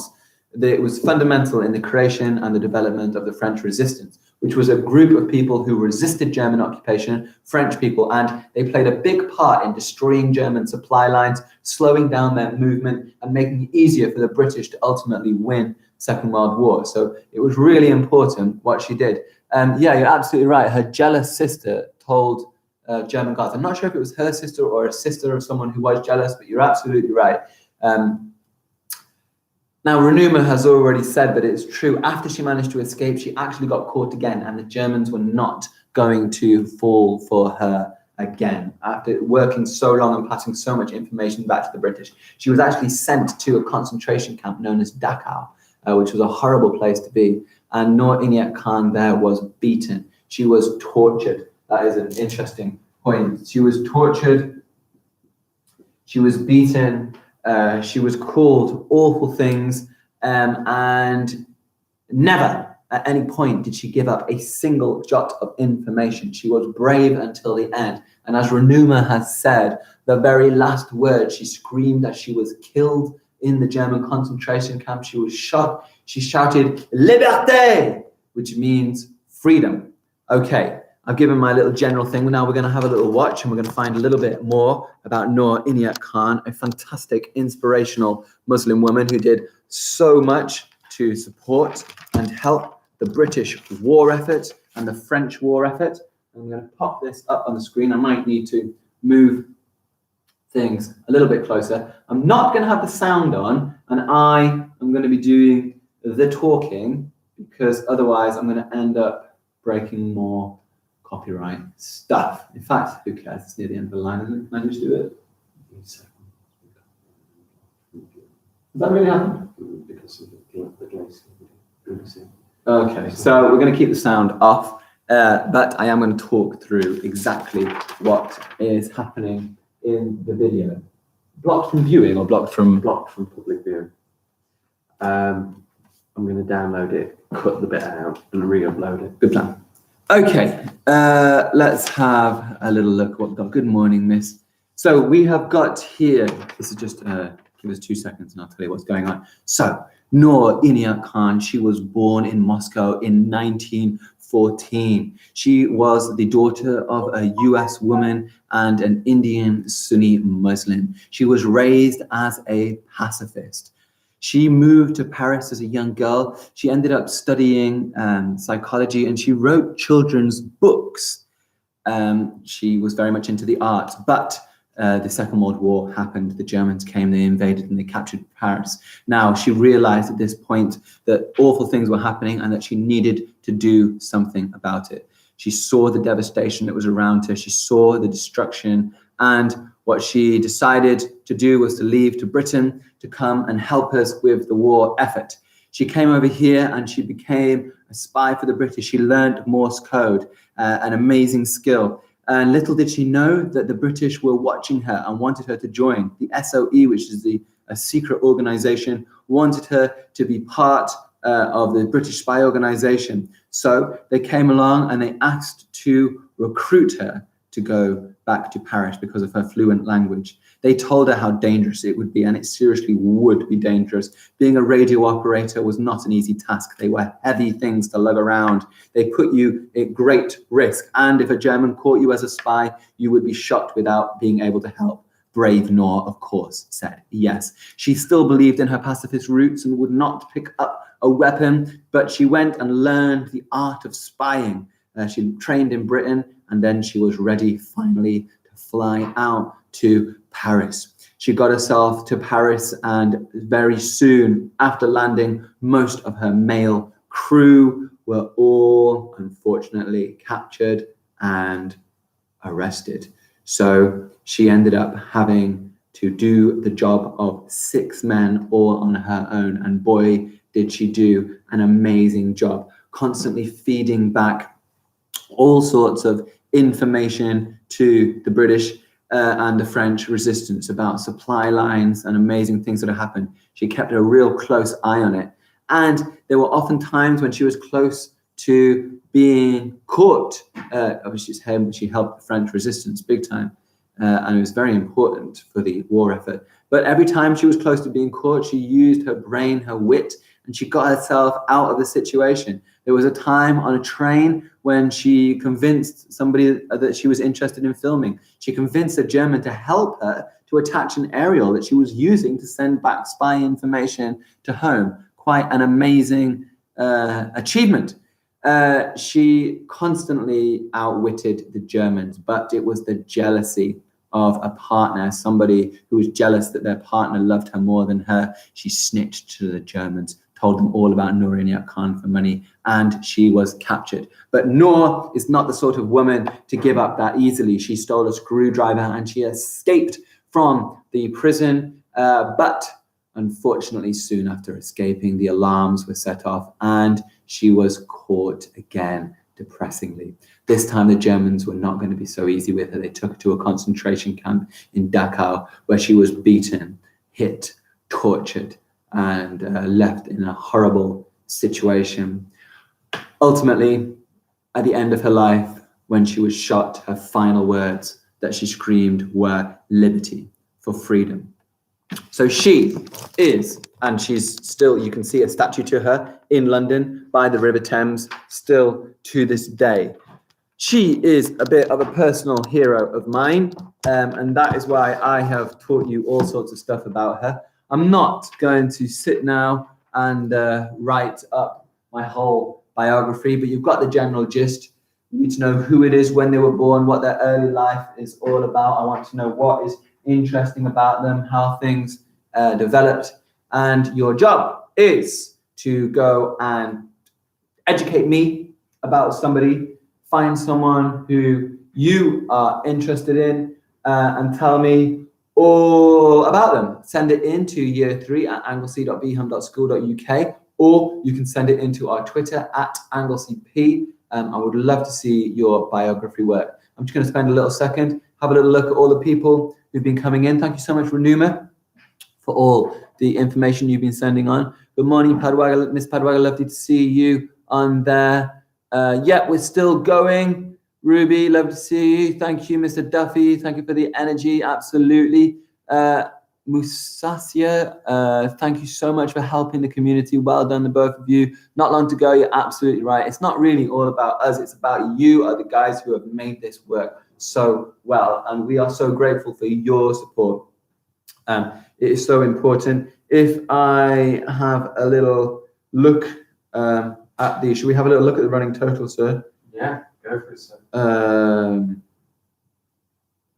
Let's have a look on there. So at this point, we have raised an incredible £4,396. £4,396, which is absolutely astonishing. That is incredible work, amazing.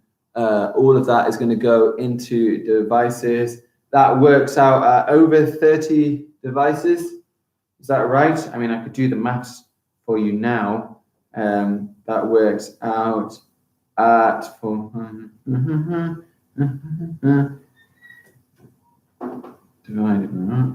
that works at 39 devices. Wow. Wow.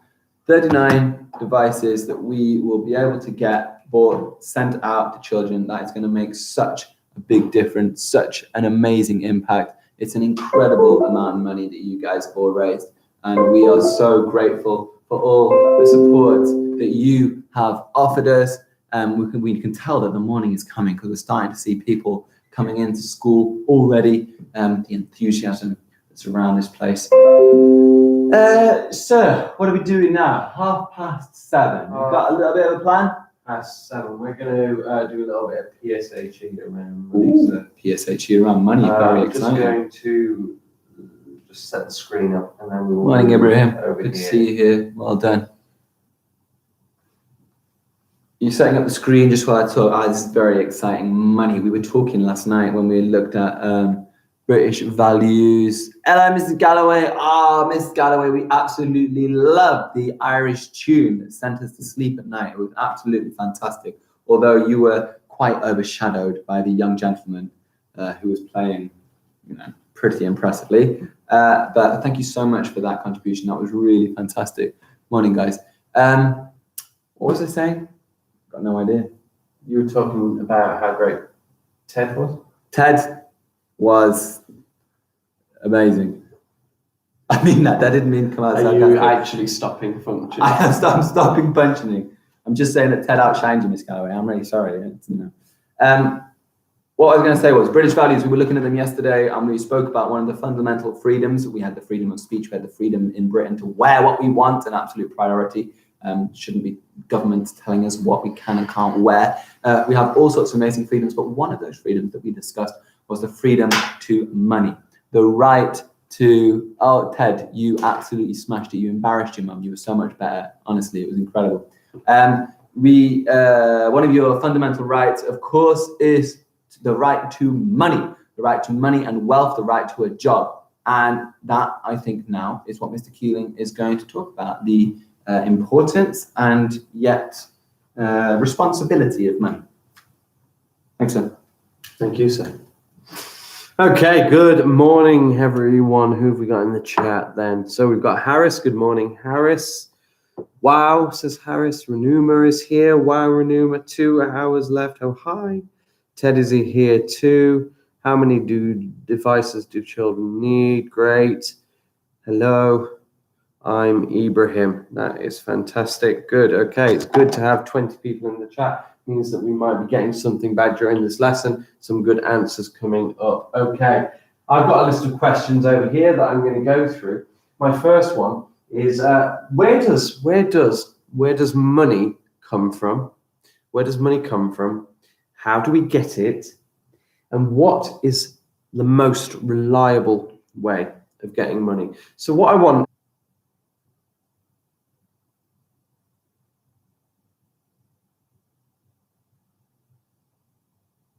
No ways of earning money. Where do we get money from?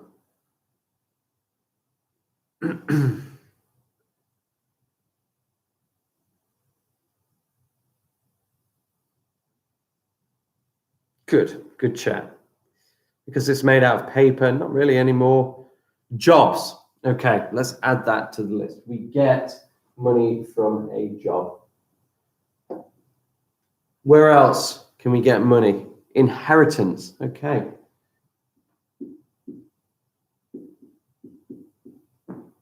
Inheritance.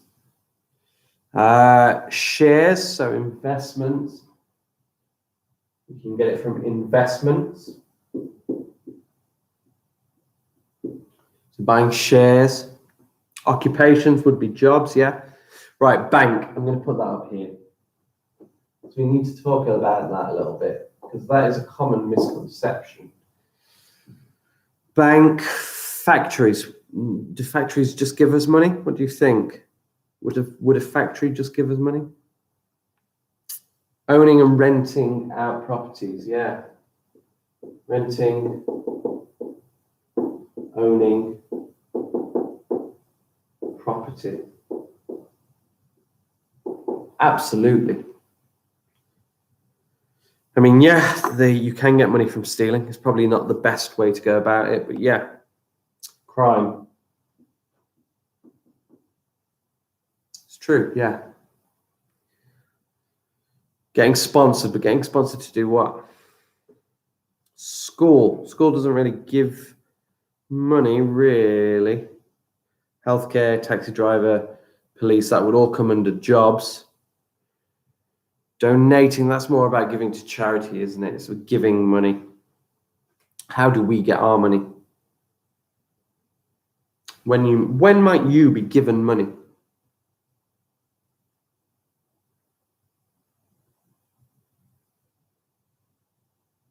When might you be given money?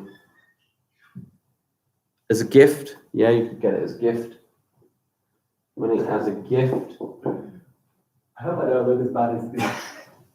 Huh? I've been watching you on the big screen. Do I look bad? It's great. Fab. Bank. I've put bank up there. We'll have a little chat about that in a second. Customers. So you could own a shop. Yeah. It's a business. You could own your own business. That again would kind of come under jobs. Savings isn't really getting money. That's your own money that you're putting to the side. Okay. We can get money from loans. That kind of ties in with this one up here. Loans. You can sell things. You can sell possessions.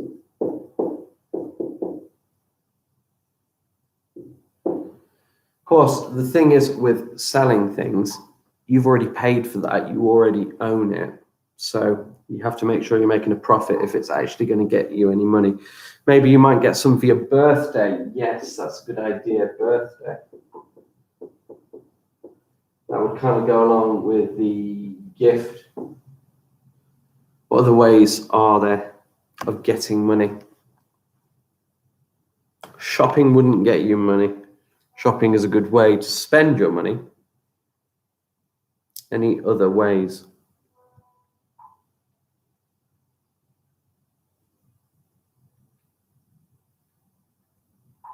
Well, you might win money. Games of chance, you might win, you might borrow.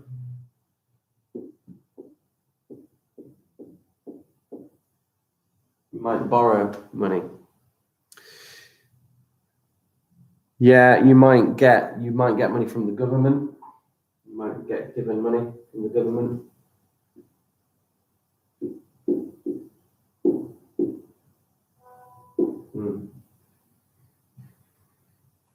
Salary would go with your job. Finding treasure. I'll put it on there.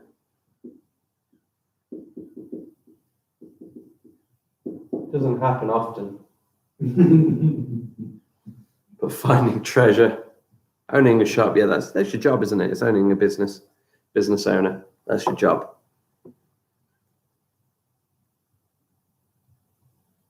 Yeah, you can take out a mortgage. That kind of comes over the loan bit, doesn't it?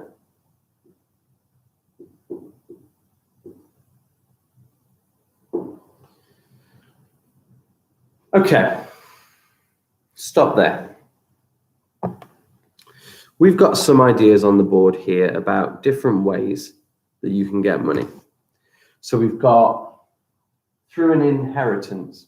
Somebody passes away, they leave you money, they leave you a house, you sell the house, you get money. Finding treasure.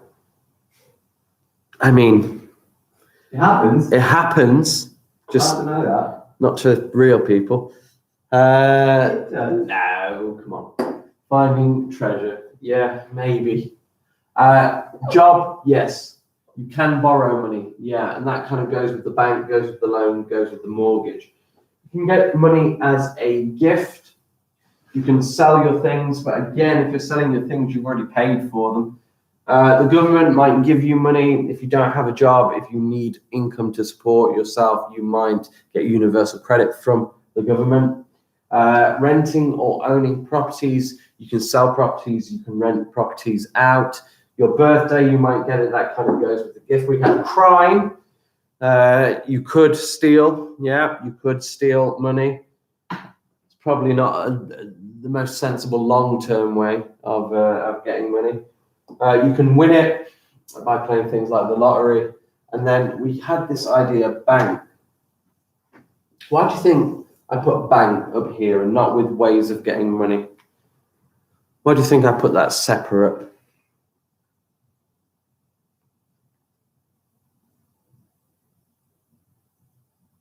Why do you think I put that separately? That's exactly right. They charge interest. So the bank functions in two ways. You do go and get money from the bank, but the money that you take out of the bank is your money. You put your money, your salary from work, whatever money you have, you put it into the bank. The bank doesn't give you money. You get given that money from whatever you've done. You put it in the bank to save. So that is your money. They're not giving you more money. You are taking your own money that has been deposited into that bank. You can get money from the bank that is not your own money, but that would only come in the form of loans, mortgages, and credit cards.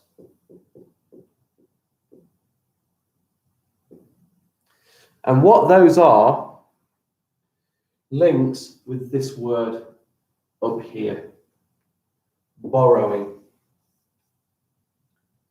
When you take out a loan with a bank, when you take a loan, get some money from the bank, when you take out a mortgage from the bank, and when you take out a credit card with the bank, they are effectively giving you money.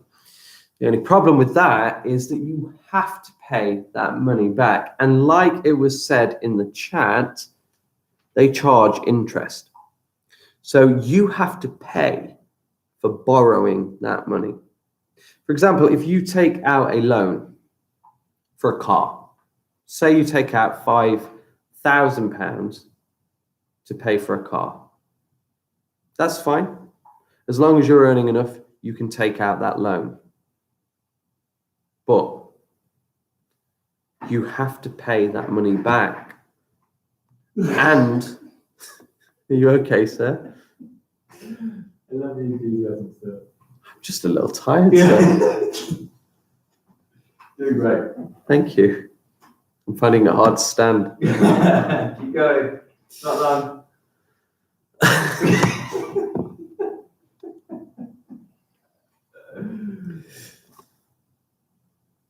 Using money from a bank, loans. Yes, you have to pay that money back, but you have to pay something called interest. So you have to pay money on top of what the bank gave you for taking out the loan.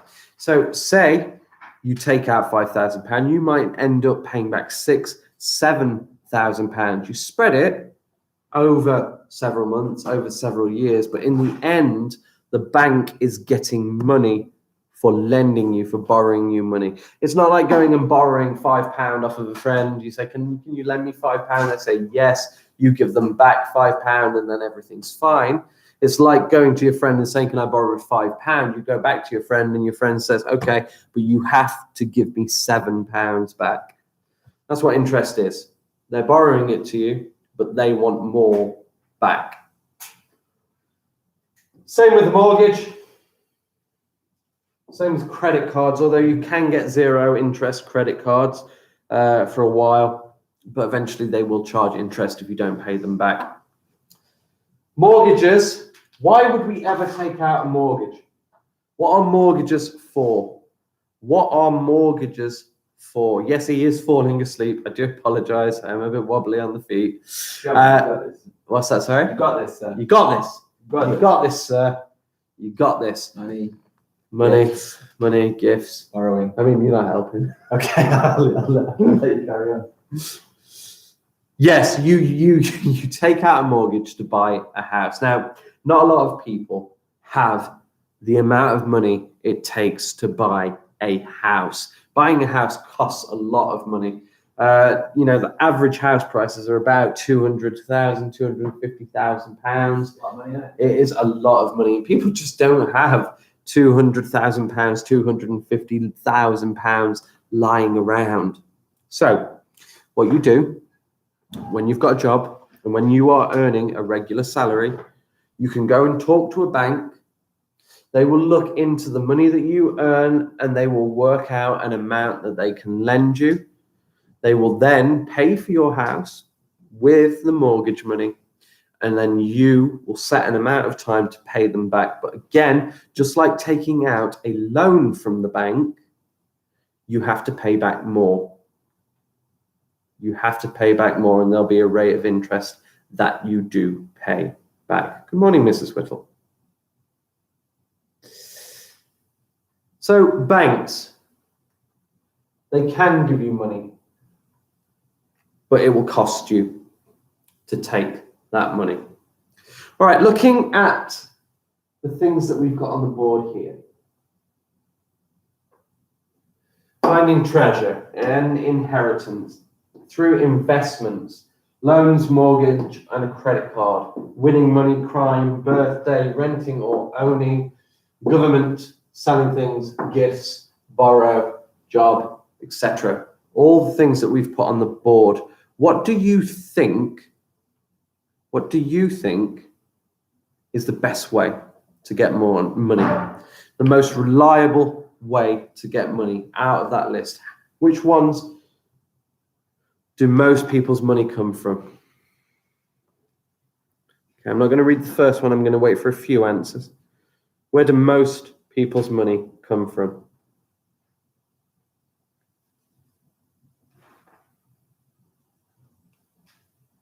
Yeah, that is why people do take out loans. That's why people do take out mortgages. It's so that you can spread the cost of something, but you do end up paying back more than you borrow. Yeah, that's it. That's right. I mean, having a job is probably the most reliable form of income that you can have. I mean, you can't always bet on the fact that you're going to win money. You're not always going to get given gifts. Inheritance, Again, that's not a very nice thing because to get an inheritance, somebody has died and has left you something. Finding treasure, almost impossible. Investments are risky. You put money in, there's a chance you can lose all of that money. So it is not really worth it. The government, that's quite reliable. It's quite reliable if you don't have a job to support you, because people pay their taxes so that people who are out of work can be supported, and the government give that money to people who are seeking jobs. But the government will eventually want people to be looking for jobs and to finding jobs if they can work. Renting and owning a property is a good way of making money as well to get a regular income, but obviously you need to have money first so that you can buy property, so that you can rent it out or you can sell it back. We had selling things, it depends what things you're selling. If you're buying to sell, then you can make a profit, but that would be a job because you're starting to run your own business. If you're just selling your things, you're not really going to make that much on your things. You probably make less than what you bought those things for. Brilliant, though. We got lots of ideas there, and that was just the first question. Brilliant. We are going to move on, and I'm spinning in circles for some reason. Let's rub this off, and we will go on to our second question. Now, we had quite a good amount of knowledge about money there. I'm very impressed. I'm hearing my own words in my head. That's weird. Okay, let's get rid of that.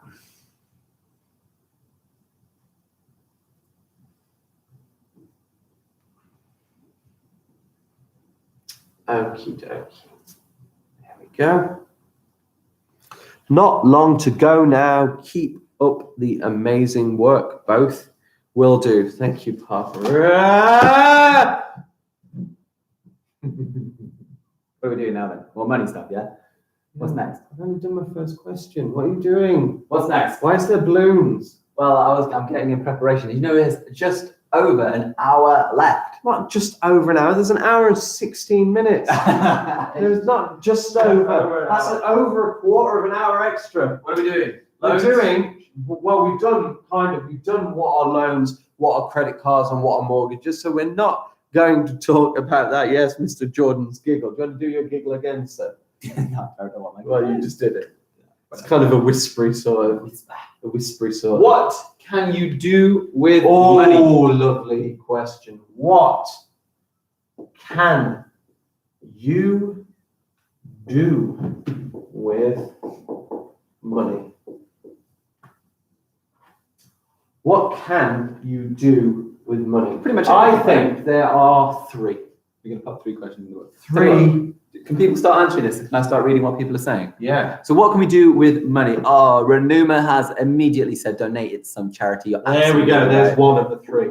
We keep seeing that in the religions that we've been doing over the course of the night, is that every religion has a real big push to donate to charities. That's a really big thing. Absolutely. That's one of the 3 main things you can do with your money. What else have we got? Self-employed. Philanthropy. Ooh, do a bit of philanthropy. Yeah, donating your money. Absolutely. That would be Fantastic charity. word. Buy a house. Yes, Yeah. but that comes under one category, Which is that? which is Spending. absolutely. What's your middle category?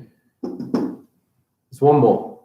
Spending, charity, and There's 3 things you can do with your money. You can spend it. savings. Well done. Oh, sorry. I mean, that was supposed to be the chat. Sorry. I mean, this isn't a lesson designed for Now, you, sir. pop savings down. Yeah. Because would there be an argument, seeing as we're having this money debate right now, that buying a property is a mixture of spending and also savings?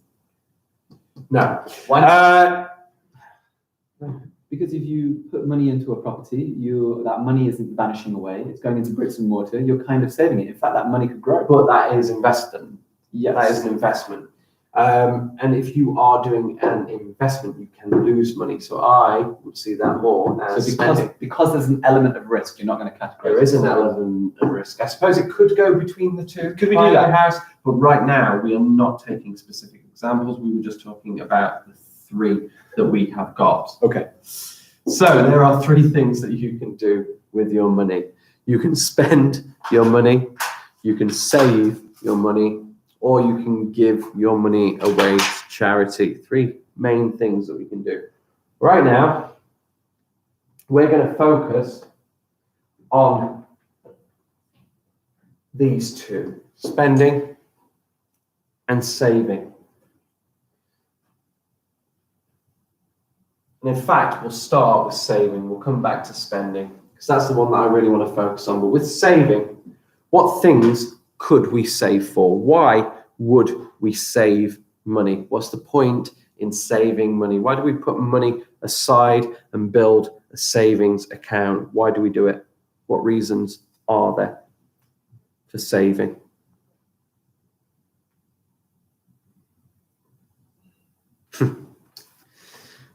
You would save up for a car perhaps, but wouldn't that be spending? Because eventually you're going to spend that saving on that car. Yeah, you could save up a deposit for a house, so that would be saving. I'm going to put car down there because it's kind of for these bigger purchases, isn't it? Because savings does kind of fall into spending. So yeah, car, house. What else might you save for? You might save for the future.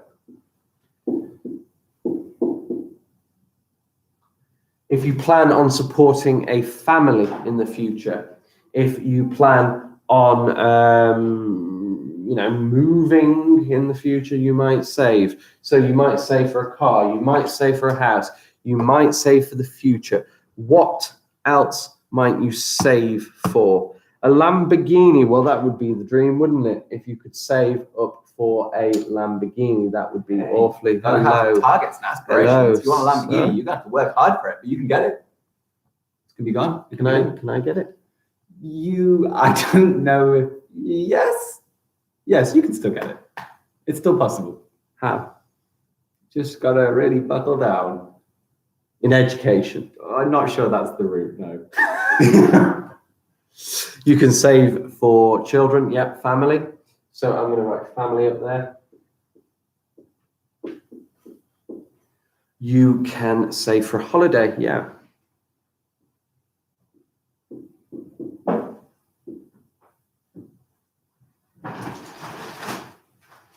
Emergencies, brilliant. That's a great one. It's pretty urgent, isn't it? You can save for emergency just in case. So with savings, it is an offshoot, isn't it? It's an offshoot of spending.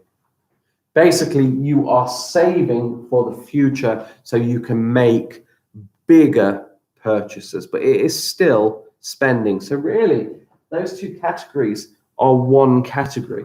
It is spending. Money is there for transactions, for spending, for trade. Okay, let's just think about general spending then. Just think about general everyday spending. What do people spend their money on?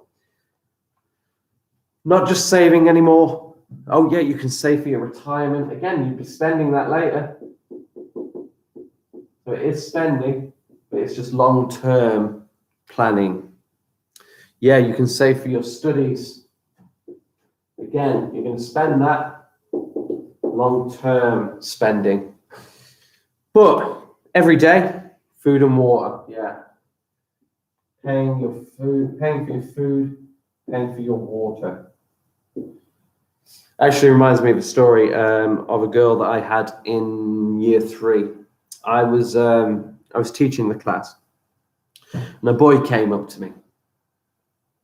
And he said, "Mr. Keeling, can I go and get a cup of water?" And I said, "That's your 3rd cup of water this morning. Are you going to be paying our water bills?" And a girl at the back of the class, she slams her hands down on the desk, stands up and says, "You have to pay for water. I'm not doing that. I will never pay for water. I thought it was hilarious. It was great. But yeah, you have to pay water bills. What do you pay for every day? You pay for clothes.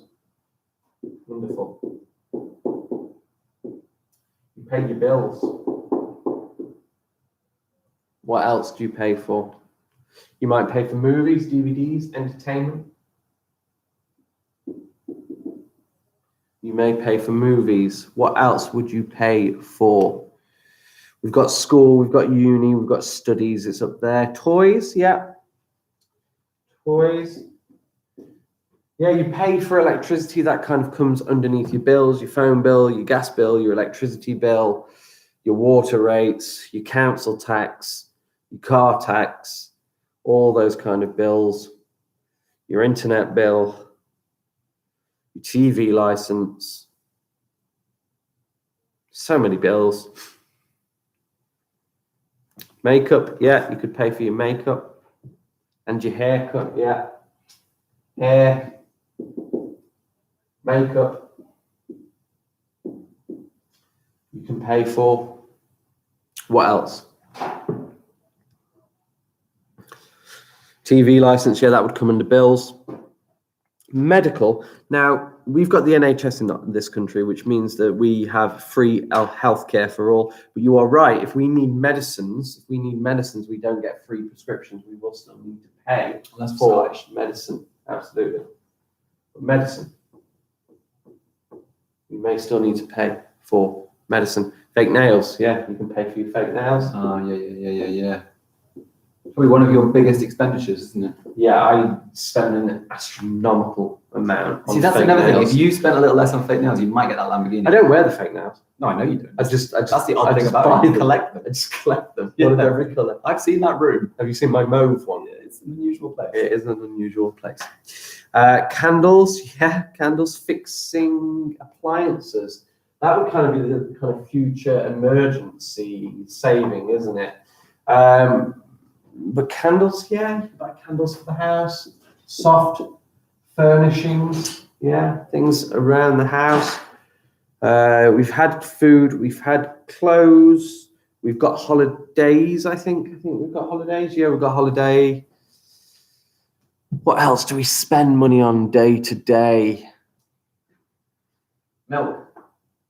We've got food, water, I suppose drink. Food and drink. We've got retirement, future. We've got electricity on here. Yeah. Bills. Broadband. Oh, you're popping on. Bills. Technology. Tech. Yeah. Yeah. So your gadgets. Tech. Technology. Wonderful. Anything else? Toothbrush.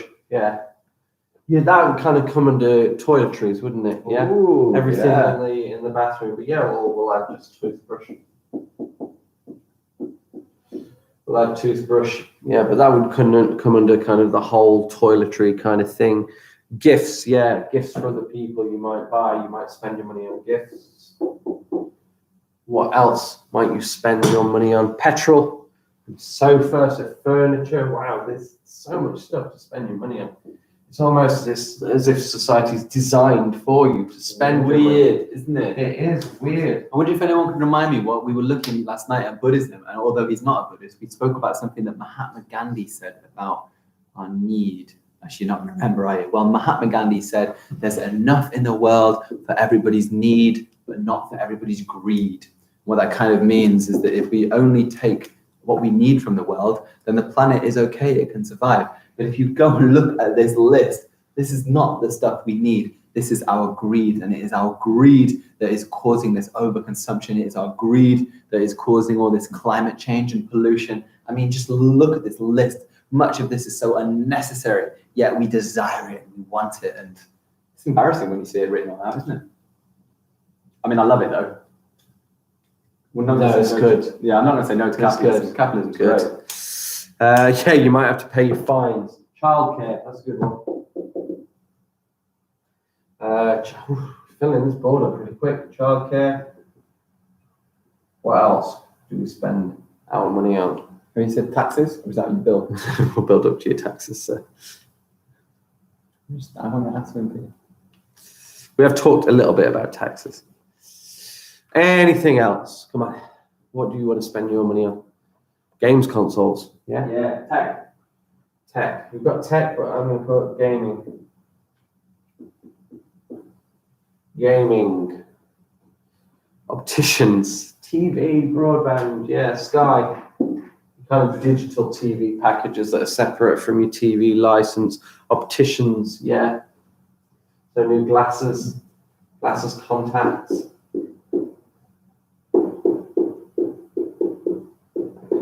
Thing. We'll have a couple more and then we will have a little chat about one next. PS5, we've got a PS5, it's great. Chargers for your devices. Yeah, you might need to buy chargers. Wi-Fi, that kind of come under bills, but I might put it separate. I might put Wi-Fi separate. Wi-Fi. Yeah, the latest phone. You might want a new phone. Wow. Phones. One more. One more.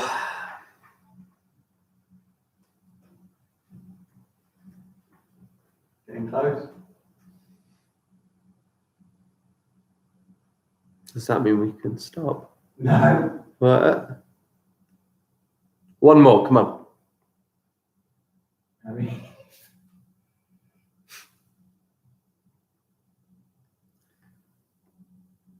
Laundry. I suppose you could cleaning. you said one more. Cleaning.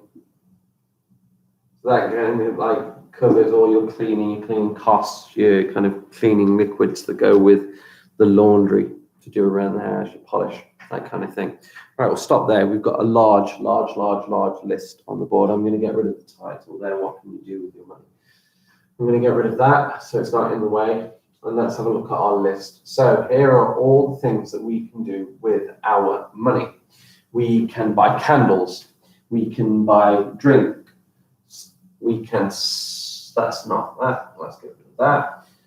We can buy Sky TV. We can buy food. We can pay our water rates. We can buy movies. We can pay for childcare. We can buy cleaning products. We can buy makeup. We can buy new technology. We can buy toys. We have our bills to pay. We have our phones. We have our technology. We have our gaming. We have our medicines. We have our houses. We have our cars. We have our fake nails. Lots of cost going into fake nails, as Jordan said. We have retirement to pay for. We have toothbrushes or toiletries. We have travel. We have the future to plan for, to save for. We have family. We have holidays and furniture. We have Wi-Fi and gifts. We have emergency and glasses and contacts. And we have our studies and we have fines. We have so many things that we can spend our money on. And what I want to know from that list, which are the most important? Which are the most important from this list to spend your money on and why? And I'm going to give you a couple of minutes just to think about that. Don't put your answer straight away into the chat. I want you to think which ones are the most important, and to separate them, I want you to think about which of these are a need and which of these are a want. Some of these are a need. You will need to spend your money on this, and some of these are a want. That's how we're going to separate them by importance. Have a couple of minutes to think. I'm going to do a short walk around the table. Mr. Jordan will pop in and say hello, probably. I'm going to say hello. What's the task? We're mixing between need and want, are we? Need and want. Ooh, I like it. We're going to put a circle around the needs. We're going to leave the ones without wants without. Very 2 minutes. exciting. Have a think. Very which ones are exciting. needs? Which ones are wants? Oh, it's over there. Do you know what? We had banana bread sent into us. Well, these guys are so Yeah, that's one our of the picture. kids did the banana bread. This is well with our initials. into it. Oh, that is pretty amazing. What are we doing? Needs and wants, needs and desires. Yeah. Like Gandhi said, enough for everybody's need, but not for everybody's greed. What can we see? What can we see? Yeah, water is definitely a need, isn't it? Are we giving me a colour for each one? Yeah, let's do a colour. Let's do red circle for a need, round the red words, and green for a want. Okay, water is definitely a need. I like it. What else have we got that's a need? Yep, food is definitely a need. I like it. Very good. What have you put down there? House, clothes. Yeah, absolutely right. Clothes is definitely one. Is house one of these? There it is. I think house is probably a need on there. I like that one. Security. Have we popped security down on there? I don't think security comes up in this, so we might mention that a little bit later. Yeah, you're absolutely right. Medicine is definitely going to be a need. If we circle it, what else have we got in there? Yeah, those are the absolute priorities, aren't they? Food, water, shelter, clothes. Are we putting charity as a need? Yeah, sure. Why not? I mean, need to support other people. I'm not sure if it's on that list right now, though. What else have we got? Fresh weather. That is important. You need fresh weather. That is a good point. Need a toothbrush? You need a toothbrush? I mean, when I think about need, absolute need, I think about what do I need to survive? I don't need a toothbrush to survive, do I? But I might do if I think about it, because a toothbrush, it gives me confidence. It gives me, like, people aren't going to want to approach me if my breath is smelly, and like Chance of infection. There's quite a lot going on there with toothbrush. Also, your teeth might fall out. You don't want that. Can I put it in the need category? Go for it. Thank you so much. We're popping toothbrush into the need category because you know what? Dental hygiene is an absolute priority. You guys should be brushing your teeth twice a day at least, if not more, and making sure that you're spending at least 2 minutes time doing it. It's vital to have clean teeth, okay? We're actually, despite what people say, we have pretty good teeth here in Britain, and it's really important that you are looking after your teeth, because once your baby teeth have fallen out, they do not grow back again. So make sure that you are looking after it. Yeah, toothbrush is a good one. Now, phone is a tricky one. In the modern day and age, I agree, a phone probably is a bit of a need. But, like, is it absolutely essential for survival? I disagree now. I don't think phones are absolutely necessary for survival. I agree. I don't think they're essential, because you know what? If you want to get in contact with someone, you don't need to own your own phone. There are pay phones. There are things you can do. There are ways you could do it. Having the most up-to-date phone at all times is definitely not a need. I am not going to circle that one. I think people spend a ridiculous amount of money constantly updating their phones because they always want the newest thing. This is one of the reasons why people, as Sir was saying, get themselves into debt. And when they get themselves into debt, they end up paying more than they need to. And this is because they desire these things. And I think this is kind of a key point from this.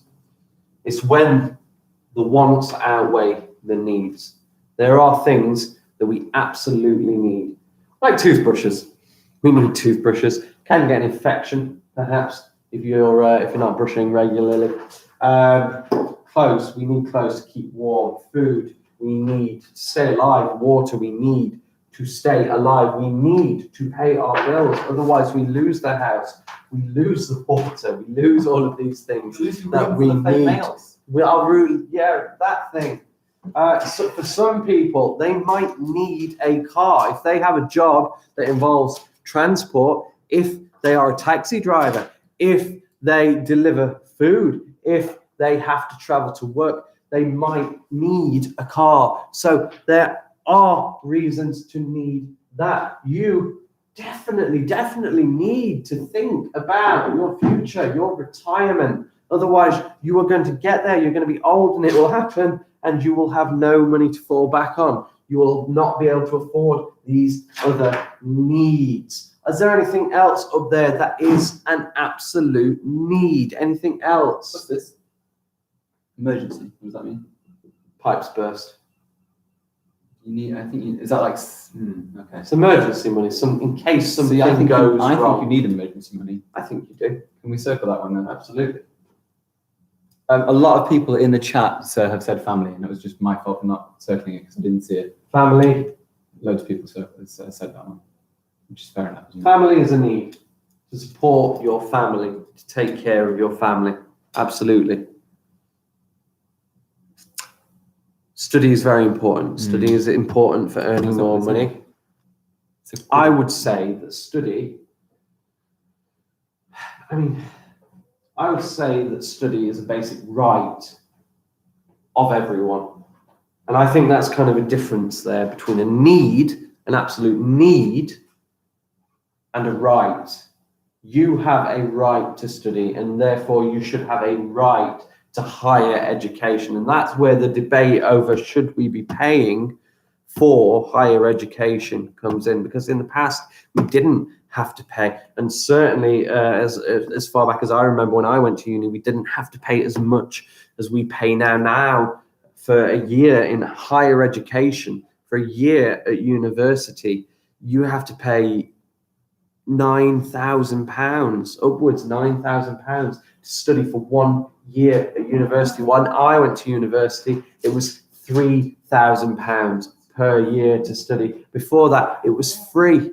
It was absolutely free to study at university. So there, yeah, it is a bit of a need. It is a need to be educated, to understand things, to do better, to think for your future. But again, why? Why are we paying so much for university? £9,000 It's crazy. when it is a right. Why should craftsmen or people who don't use that tertiary education need to subsidize the education of people who want to go off and do, let's say, I don't know, dance? So why does the why dance is pretty. Well, I want to pop it in there. But yes, study is a right. I think study is a need too, and I think you talked a bit about that on the live stream about how education is important for everybody and everybody needs a fundamental British value. Yeah, it was in the British values, wasn't it? So, is there anything else that you can see up there that you would say is? I mean, if I'm honest, I'm obviously going to say that my gaming costs are an essential need, but I guess I would say that's more of a want. that is a want, isn't it? That is a want. Yeah. I think you've done it. Oh, this one.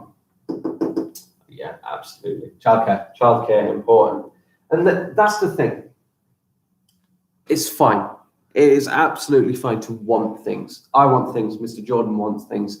We are living in a capitalist society. Everything is geared towards spending money and getting more materialism. It is fine to want. The problem lies when the wants outweigh the needs. We need to make sure that we are secure enough for our needs. We have enough money for our needs before we turn to our wants. If the wants outweigh the needs, we can slip into debt. And that's not the only reason you would slip into debt. Sometimes our needs are costly, and they may cost more than we can earn from our main source of income. If we have a job, we might not make enough to cover our basic needs. Not all jobs will cover the basic needs. You might need a car. You might have a loan on a car that you need to pay off. You might have a loan on a house. You might need to be buying medicine. At the same time, you've got to pay for childcare. You've got to cover all your bills. You need to put some away for an emergency, but you're studying to try and get yourself more money in the future. At the same time, you need to spend money taking care of a large family, and all of a sudden, all your money is gone and you are in debt. So even if you are just focusing on your needs, even if you are focusing just on your needs, that doesn't mean necessarily that you will have enough just from working your job to cover it before we even consider all of our wants. Final question before I go on to tax, and I'll let Mr. Jordan take over for tax. Oh, I love it. Mr. Jordan loves talking about tax. Tax. Before I go on to tax, I've got one more question. And you might be able to help me out with this one, Mr. Jordan. Yes, please. In a moment. Yeah. Take your time. How much time can I take? We have 50 minutes left, ladies and gentlemen. 50 minutes left until we have completed the challenge. Should we have a look how much we see if I don't think we'll have raised any more, but should we see what we are currently at? Okay, we are at. You ready for a drum roll? Come on, more of a drum roll. Drum roll. £4,446. That is a fantastic result. You guys have done that. It was easy for us to blab on in front of a screen, but it is the contribution that you guys have all made. And we are so proud of all of you for that. That is so fantastic. £4,466. That is going to make a genuine, real difference to the people of our community. So well done. It's your enthusiasm, it's your engagement, it's the people on the chat. I've seen these people. They started at 9 o'clock yesterday morning. And they're back with us. They had a sleep, and I'm proud of you because sleep is absolutely vital. Although we did have about 4 people that just kind of stayed with us through the night. We had a good 4 people who did not stop. They just watched. And they came in and out. I don't know who they were. I don't know who they were. They watched all night. Between 5 or 6 at one point. We went up to 14 at like 3 or 4 in the morning. I think that was when we were singing. That might be the copyright. It's not. It's the it shows you the bit that it is. It's the BBC bit. But hopefully we can download. Morning, Miss Coleman. Lovely to see you here. Fantastic. Morning, everyone. Right, should we just get on? Jordan. Do we? Good to see you here. Can't get back up. There we go. Do we need money? Okay. I'm going to leave you with that one. Are we going to start some communist revolution here? Do we need money? Yes or no? I want to hear your debate. I want to hear what you think. Yes, why?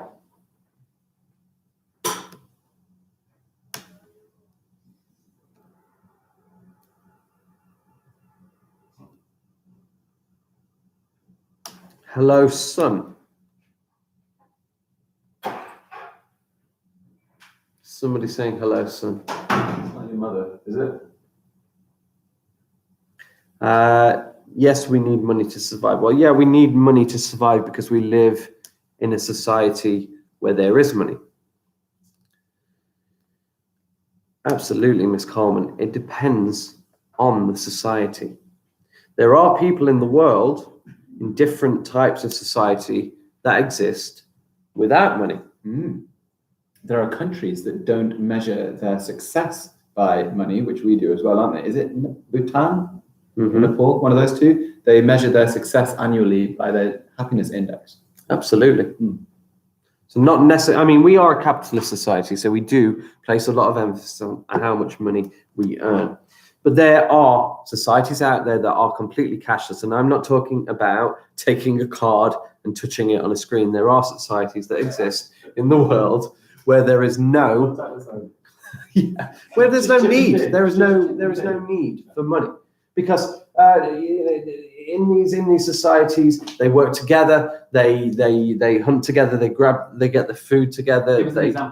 Give you an example. Well, tribes, for example, They work together. They build the places where they live together. They work together to get their food. They do not need money. In Britain? In Britain. No, would these tribes be in Britain? Where am I going to find these people? Well, it depends where the tribes are, but spread out throughout the world. There are actually collectives of people in Britain, aren't they? Cashless collectives in Britain. Is that? I've heard of this. I'm not sure. It's like a hippie thing. Oh yes, there are. There are people that live in Britain and try and live without money. There are, yeah, and they'll raid things like bins, or they'll go to shops after they put out the food at the end of the day. They'll collect it there. They'll live in a tent, live in forests, live off the land. Yeah, there are people even in Britain who live without money, and they can cover their basic needs without money. In lockdown, spending more. Well, yeah, I think in lockdown, money is especially in a capitalist society, money is important in lockdown because it can buy you things like entertainment. It can buy the boredom away. That is what you're doing when you are spending more money. You are buying that money not buying that money, sorry, buying that boredom away. But do we truly need money? If tomorrow everyone said, let's not have money, what would happen? You're asking me or the children? They're both. Well, anarchy would ensue. I would imagine society would fall down. There would be no intrinsic value placed on people's skills and contribution to society. Things like this have been tried, obviously, in the past before. What would be the benefit of you spending your life training to be a certain profession, let's say a doctor, if you weren't going to get paid for your skills? Respect, happiness, Maybe.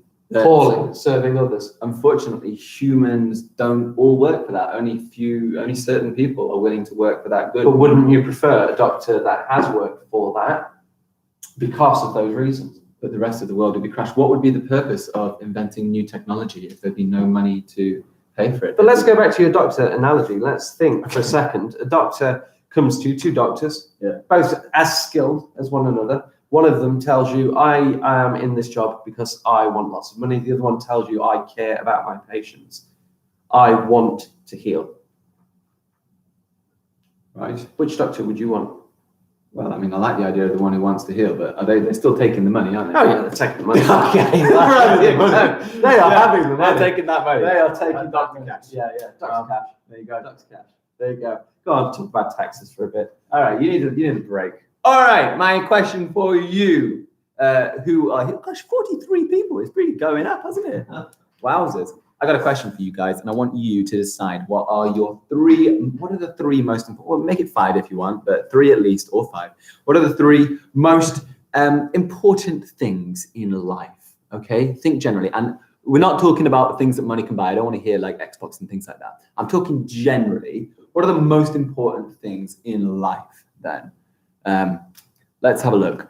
3 or 4 or 5 of the most important things in life. What are they? And do you know what's going to happen after I've killed a bit of time doing this? For Mr. Keeling, we are going to be doing an Ask Anything session. Isn't that right, sir? Hello. I'm saying it soon. We're going to be doing an Ask Anything session, aren't we? Yeah, for about the last half an hour, you can ask us anything within reason and within education. Lovely. Now, Renuma has put some of the most important things are food, water, clothes. Miss Kelly has put family as a number 1 vital thing. I'm going to take a few of these, things that are most important to us. Right, so I'm going to pop down a few of these that I've got popping up. We've got religion. We have got family. We have got, these are the most important things in life. Yeah, shelter. Sure. Freedom. Fantastic. I love that one. Brilliant suggestion. Sleep. Over there. Sleep. Wait. Freedom is a good one. That is from Murtaza. Very good. Happiness. Oh, I love that one. Food, friends, and what? Yeah, these are really good. Sleep. Sleep for Mr. Keeling. He thinks that's the most important thing. Sleep is very important. Health. Oh, fantastic. I'm going to put that one down. Health. See, I'm picking and choosing. Oh, love Miss Coleman. Miss Coleman is absolutely right. Miss Coleman, we absolutely loved the art video last night. How talented. Oh, that was amazing. Wasn't that great? It was amazing. Health is wealth. Oh, I love that phrase. Yes, Wealth. people are starting to say sleep. Sleep. To make your if they dreams say so. come true. Right. I'm going to take these ones, okay, and I'm going to pick them apart a little bit, and it's going to lead us to the little last bit that we're going to talk about. Health. How do we pay for health in this country? Shelter. For the people who don't have a house, how do we pay for the people who don't have a house? Our family to be safe and secure. How do we ensure our family is safe and sure? Religion. How do we ensure that there is a rule of law, that there are people to protect our religions? And freedom. How do we ensure that there are freedoms that we can protect? How do we ensure that we have security and police who ensure and protect our freedom? There is one thing that this leads to, one big thing that funds all of this, that makes all of this possible. Yes, Mr. Keeling? Is it taxes? Oh, it's tax. tax, isn't it? Yeah. I've had another person mention as well, education. Okay.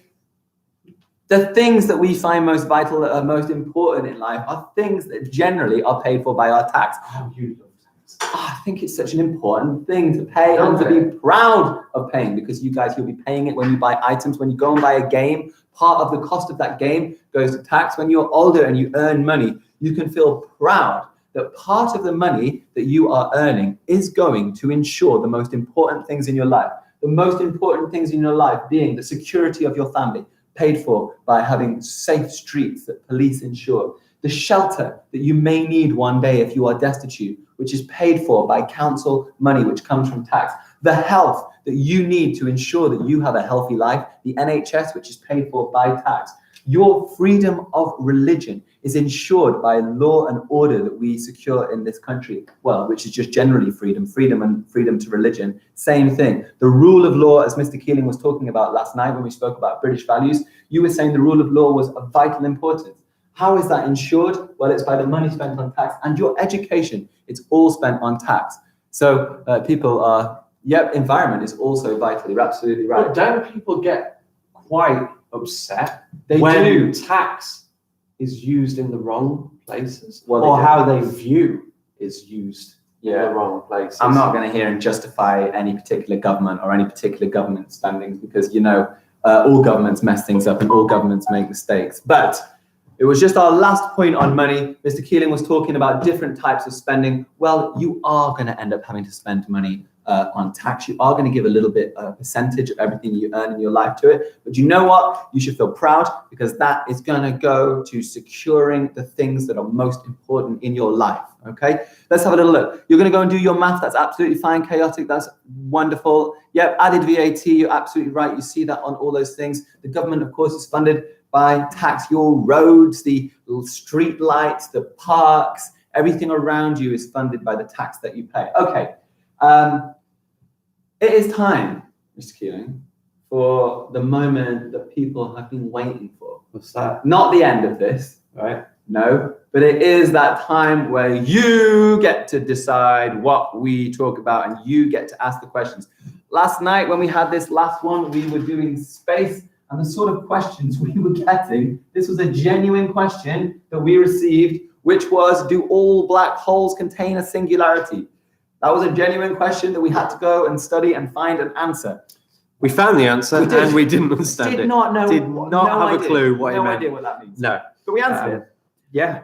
So it is your job. Yeah, contribution. Yeah, helps to have a healthy economy. You're absolutely right. We need time for all sorts of things. Yeah. Would you do this 24-hour live thing again? No. No, never. Again. I would never do It's it. absolutely fine. Never. Yeah, sorted. It's okay. Done. Right. Questions. I'll tell you the hardest thing. Do you want a little bit of an insight into how it went? It was very exciting for the first 6-7 hours or so. The enthusiasm was there. We planned, we knew what we were talking about. I think it hit me at 1 o'clock in the morning when I realized that there was very long time. And what happened, and you don't know this because you're all asleep at 1 o'clock in the morning, but what the clock does, and it's very sneaky this, it's been going at a normal recordable rate and you've seen time passing. It gets to 1 o'clock and it stops. It stopped. It stops. It doesn't move for a good hour or two. For me. Was that 4 o'clock? 20 to 4. At 20 to 4, I watched your lesson and I watched it and I watched it and I watched it for an hour and it was still 20 to 4. Yeah, so it's an amazing thing about time in the early mornings. It really goes a lot slower. It just pretty much stops. It was really weird at certain points how slow time was going. Yeah. It got a bit weird.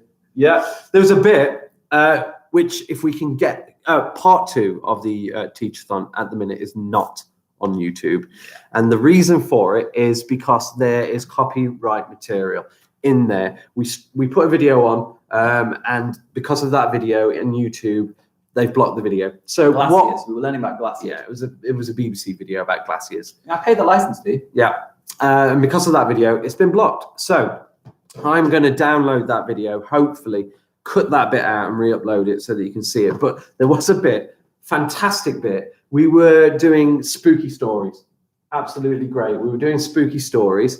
I'd built a suspense lesson, and then Sir decided to go around the school. And I will tell you, the school with the lights off at night, Terrible. even as an adult, It was scary.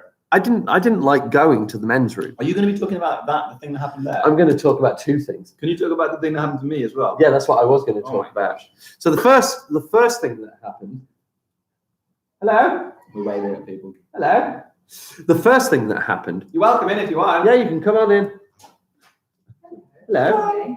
Good morning. How We've are got Miss you? Davis here. Do you want to say hi to people? Yeah, do you want to say hey? We'll I step to believe one the side. teenage Step daughter to one of mine side. might be on. Morning, Amelia. Told you I'd pop in. Whoa! Yes, great feedback from her on your ghost walk last night. That's what we were just about to talk Did you about. see that bit live? She popped in. I was in bed. She'd been up. Scary. She went, Mom, I'm not normally scared by This stuff. school, he Mom. was terrified. He you came back don't and go back to work. Just don't go. Honestly. Scary was stuff really in your weird. PE cupboard. It was And I went, honestly- it's Mr. Keeling. I was It so wasn't. mad. I It was wasn't. in She here. said, no, it wasn't Mr. Because I Keeling. He came was back in to his the classroom. I didn't know Yes. what to do after that, so I had to really quickly start talking about British values. Because I had to, Yes, that's what you tuned out. Let me catch you up. So, let me catch you up. I was doing a suspense lesson. We were talking about really spooky things. Mr. Jordan and I were in the classroom. Mr. Jordan was about to go on a ghost walk. There was a knock at the window, and we both were terrified. We were thinking, the gates are locked. Who is at school? It's like 11 o'clock at night, something like that. There was someone tapping at the window. Mr. Jordan goes out to investigate. I'm left alone on the live stream in the classroom. Comes back. It was Mrs. Duncan bringing us some oranges. that was scary. That was scary. And you need to check it out because It's not uploaded at the minute, sir. It's not uploaded in a minute. We need to wait until we get that copyright thing sorted out. But there was a bit when I was walking around the school. I'm genuinely not the sort of person to get scared by things. We've done all the spooky walk, the tour of stuff. I'm in the hall. I'm looking. I've got my flashlight out, and we're looking around at things. And then, genuinely, there was like a sort of scuttling, and I assumed it was Mr. Keeling. It's recorded. It's recorded. And then the door to the PE cupboard starts opening behind the Christmas tree, and it did. And I assumed it was you. So I was like, it's fine, it's Mr. Keeling. But you weren't saying anything. And I thought, why would you be in a dark cupboard? You'd be scared of that. It moved even more. I had to run in here, and he was in here, and I don't know what it was. So what Mr. Jordan did was he got too close to the PE cupboard. He disturbed the PE equipment. The PE equipment fell. Right. It knocked the door, and in the darkness, it looked like something was moving. It's either that or there was a real genuine ghost. I mean, it's one or the other. I mean, I did feel terrified walking past that hall in the dark. But yeah, something fell over. Okay, let's have a look. Have we got any other? You saw it too, did you, Mohammed? Wasn't that a bit? That was scary, wasn't it? That was scary. You did run back and go, "Are you here? Are you in here?" I sat on the table like, "Yes." Yeah. It was Miss Duncan. It wasn't Mrs. Duncan in the cupboard though. It was Mrs. Duncan at the window. But the window happened later. You would need something more than a flashlight to confront a burglar, mate. Yes, that's a good point. I don't think so. I would use my wit. That's all I would need, and my nous and my brain. That would solve the situation. I'm sure. Absolutely, probably. Yeah. No need for strength or violence. No.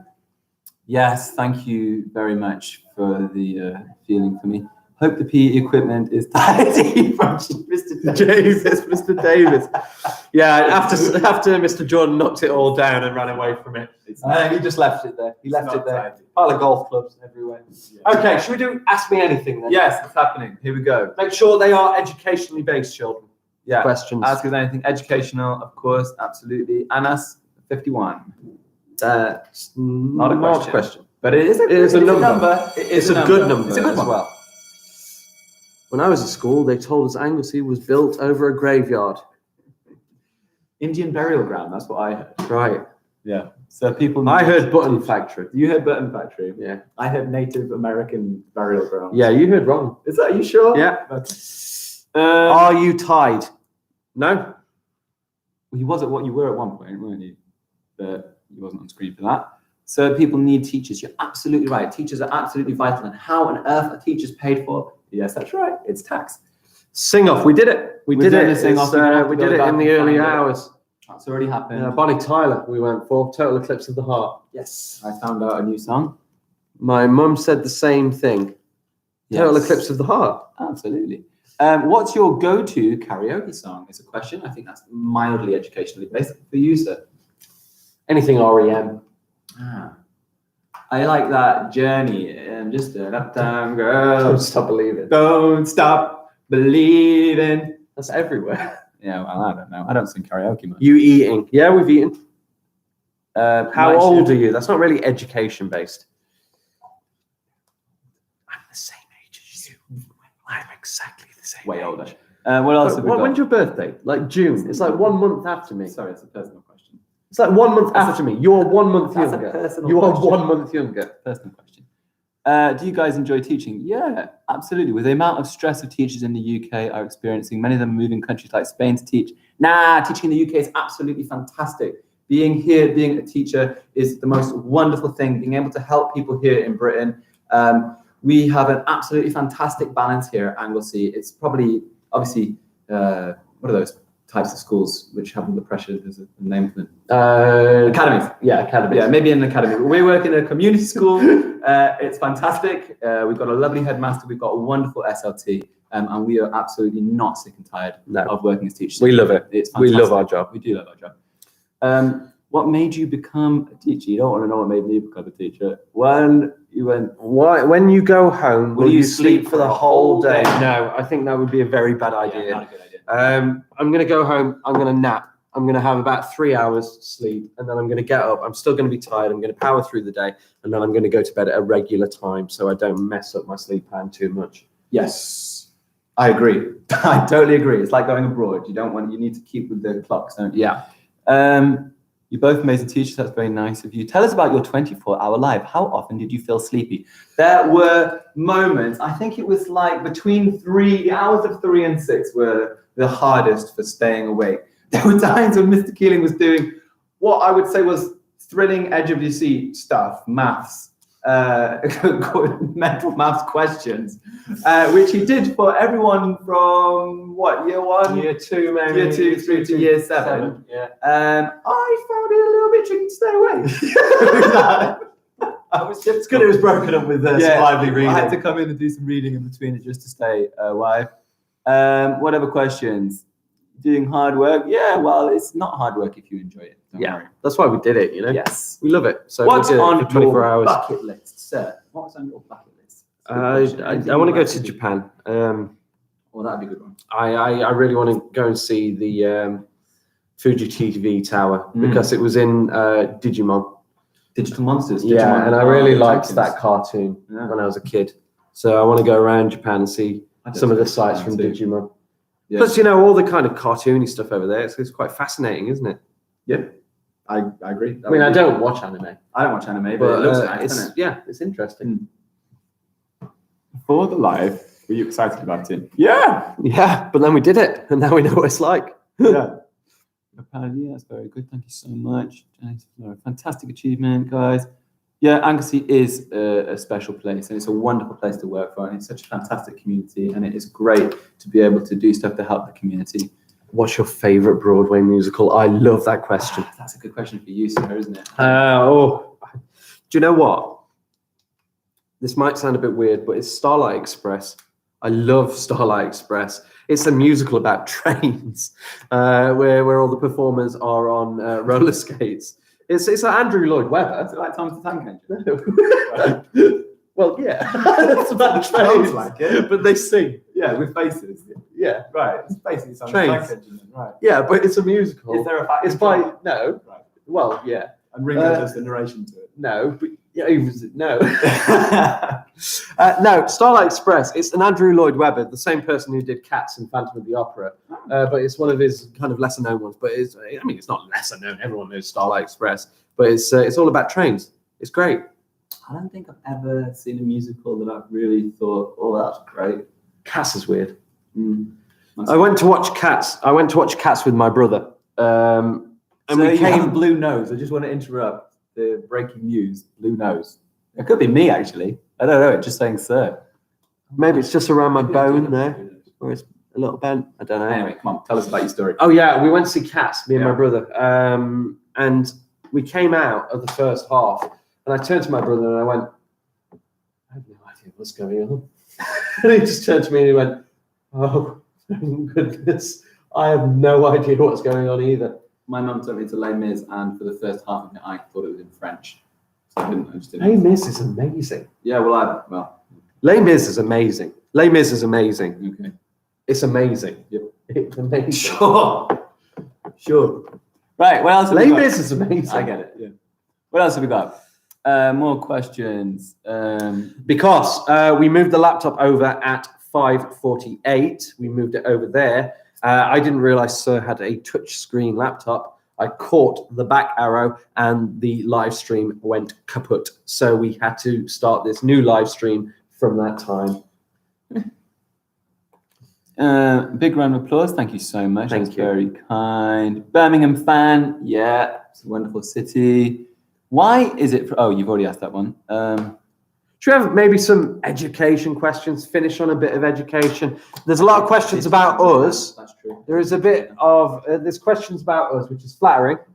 But come on, let's finish on education. Do you have anything you want to find out about? You know, why do birds sing? I mean, I don't know. Numa, good luck in school today.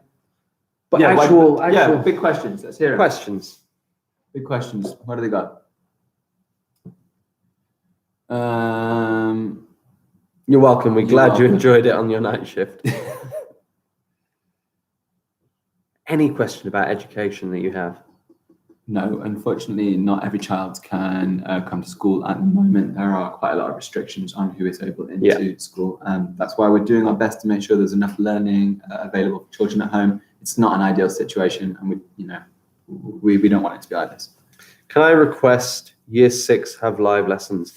I think it's really down to the teacher. The expectation is that videos will be uploaded, Yes, but a lot of work already. they do a lot of work already. But pre-recorded and make sure of live is what the schools. I think schools pre-recorded offer. is the best way to learn, really. Pre-recorded, yeah, because you can stop it, you can start it, you can do it at your own pace. The problem with live stream is you've got to pitch it kind of around a middle sort of, Yeah. This is where You're we're not going. pushing the highest, You're not as much, pushing, and you're you're not- not catching the lowest. It's not the best way to teach. No.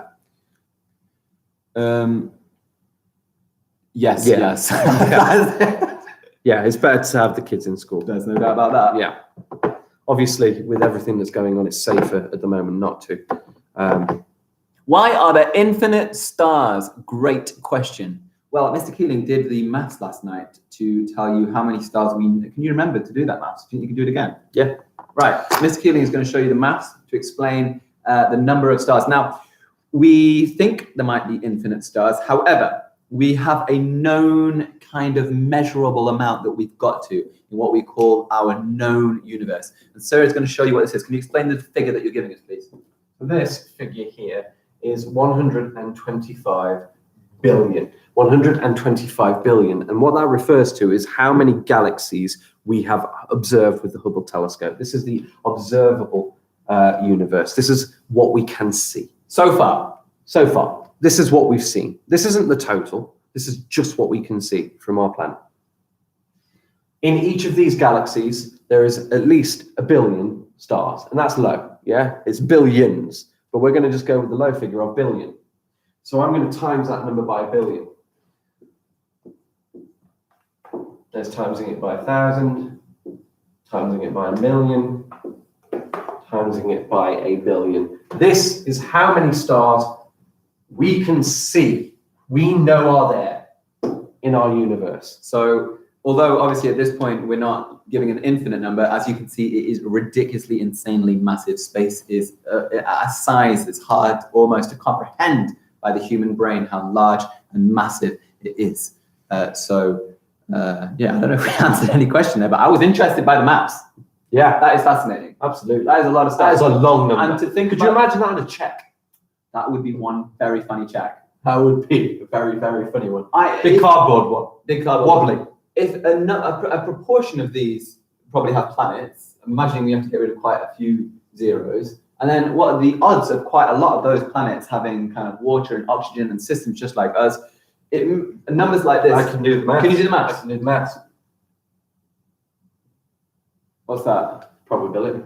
Probability of. Just made up. Oh, it's just a probability. I got excited there. Like I was going to find that was really exciting for a second. I'm sorry, I can't.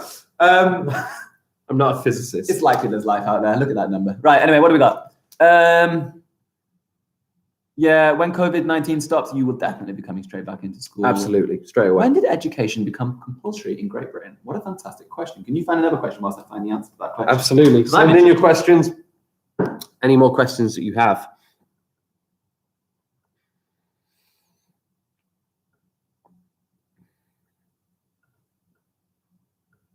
A lot. Does anybody have any other questions? Lovely place to work. I can Yes, answer this it question, is. by the way. When will the world end? Can we go back to that? When will the world end? Yeah, go for yours first. The education, apparently, I didn't know this, only in 1880 was it Wow. made compulsory in England and Wales. I don't know about Scotland. So 1880 compulsory in England and Wales. And it was only in 1996 that it was compulsory to have a child up to the age of 16. Wow. Isn't that amazing? Mind you, there are stories. I mean, even from my dad's generation of him leaving school before he Yeah. was 16. We hear of people who leave schools. We hear of people who, that's amazing. Wow, only 1996. So that's within our lifetimes. Obviously, you would have been a lot older than me in 1996. The other question there was, what was it? You said it a second ago. When will the world end? It does have a technical end, doesn't it? The world, Well, that would be when the sun dies. because of the sun. Yeah. So that's a certainty. Yeah, there is a certainty that at some point this Earth will be destroyed by our closest star. Of course, our closest star is the sun. So as the sun dies, it will. It'll actually, weirdly, as it dies, it will grow in size. And is that a true figure? You just made that one up. The sun is about 4.6 billion years old, and scientists reckon it's about halfway through its life. Okay, so in another 4.6 billion years, the Earth definitely will be destroyed. In fact, actually, way before then, because as the sun is expanding, then the heat is going to radiate and destroy the Earth easily. So there is a limit to the Earth, but not in your lifetime. I wouldn't worry about it. Bye. Someone off. Do you think we'll still do videos for education after COVID? I think it's Mr. Bradley. I think it's certainly opened a lot of doors, and I think teachers are a lot more confident now with kind of video technology, YouTube. So I think you'll probably see. It helps to have a bank of videos for when children are out for periods of time for whatever reason, especially if children are going abroad for a while, going back to Bangladesh or Pakistan for prolonged periods of time. It would be very useful for the school to have a bank of education resources to dip into. When did the NHS come? I'm presuming that's what that meant. It was after the Second World War, wasn't it? Shortly after the Second World War. The NHS got formed shortly after the Second World War. I don't know the exact date, and I should do, because that is a really important thing.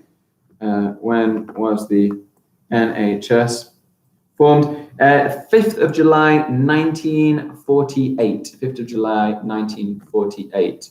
When did the war end? 1945. So shortly after the Second World War. This is an interesting thing we were talking about. When we were looking at the First World War, we were saying that as horrific and terrible as war was, the number of people who died from it, it actually led to some quite transformative things in Britain. For example, the sort of growth and control of unions, the power of workers, and most significantly, the votes for women that happened after the First World War, as it was obviously seen that women were an essential part of the workforce. That happened in 1918, the votes for women.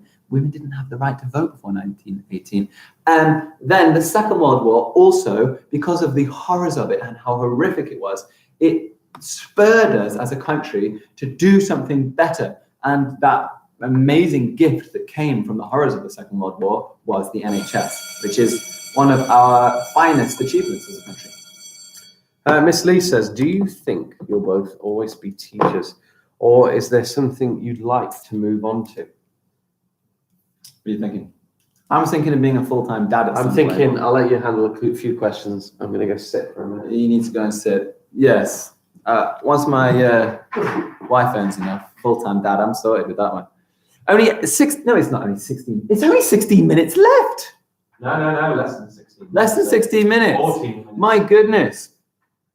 So you will have to leave the live stream just slightly early. I'm going to have to leave the live stream slightly early. I've got to go and talk to the BBC again because they want to Chachko is on the way out, which is absolutely fine. If it's going to raise a little bit more awareness, then that's no problem, isn't it? How are the days named? How are days named? Is Sunday first day of the week or Monday? That's a really good question. I know in some calendars, Sunday is the first day of the week, and in others, I guess Monday is the first day of the working week, isn't it? You know what? Just before we go on, Oh, I'm excited. What have you got? I just want to kind of show a couple of videos. Oh, please. That'd be great. There's just a couple of videos that I want to show. The first one, just messages of support that we didn't show last night because we wanted to show them today. Hi, children. Okay. This is the first one. Hi, children. It's Mrs. Ben. I haven't seen you all for ages and I've really, really missed you. So I just wanted to come on here and say hello. And I hope you're all really, really okay and looking after yourselves and being nice to each other.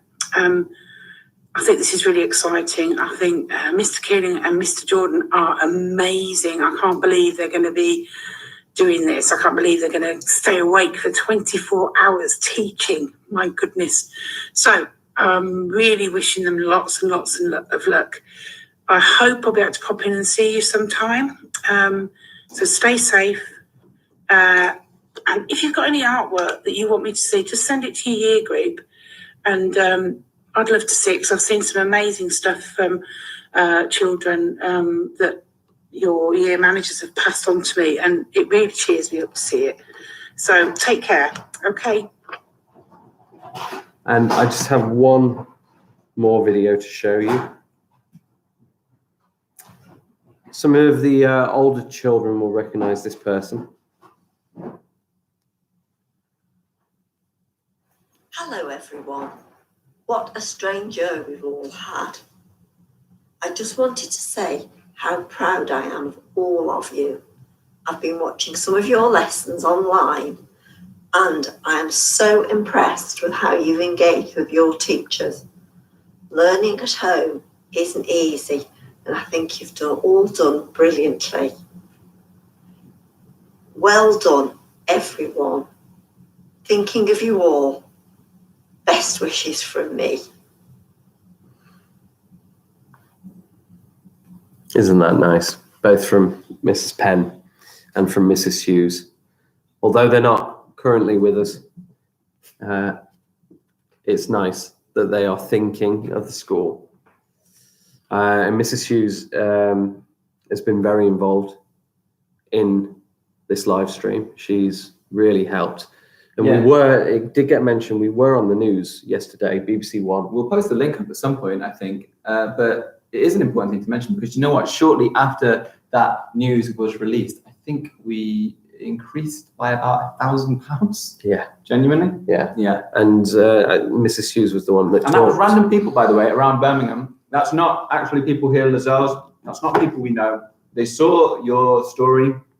They heard about what was going on. And yeah, within, I don't know, a couple of hours, people of Birmingham who saw that news donated £1,000 here to our school and our community. So amazing, really, isn't it? It is. It's a wonderful thing. We've got 11 minutes left, so All right. you know what? I'm really going to miss this live stream.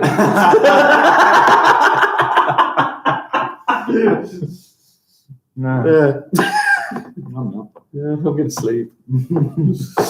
Right, come on. Are you going to be on breakfast? Well, yeah, I'll probably go for. What are you going to go for? Oh, I don't know. You know, beans on toast. Beans on toast. You Beans beans on toast. I love beans. But I don't like tomatoes. Doesn't like Do tomatoes. not We found like that out last night. tomatoes. That's a bit of a recurring theme. What two things can you never have for breakfast? Well, I wouldn't like to eat socks, I guess. Yeah, you have tried it. I have tried it. Yeah. I was hungry. Yeah, well, yeah, no, yeah. When Mr. Keeling's hungry. I don't know. What yeah. two things would you never have for breakfast? Food items. Does it have to be food items? Yeah, it has to be food items. I don't like cucumbers. Does that have to be something that I would Oh, have? I don't like cucumbers. Is it something I would have normally, but I wouldn't just choose to have? Does it have to be a breakfast item that you can't have? Because mine would be tomato, big wouldn't question. it? You know, let's face it, it'd be tomato. I'd just get rid of the tomato. That's such a good question. I've not got an answer for it. Lunch and dinner. Yeah, absolutely. I tell you what I'm going to go and do is I'll go and remind Mr. Keeling. Is it, not Mr. Keeling, Mr. Dodge. Is he going to come and sign you up? Do you want me to go and remind him? Oh, yeah. Oh, wait. I'll ramble on for a bit. That's Do you want to go and remind him, but take my phone with you, and if it rings, because it'll be the radio. Okay. So I'm going to go for a toilet first. all right. Okay, have we got any more questions? Anything you want to ask in the...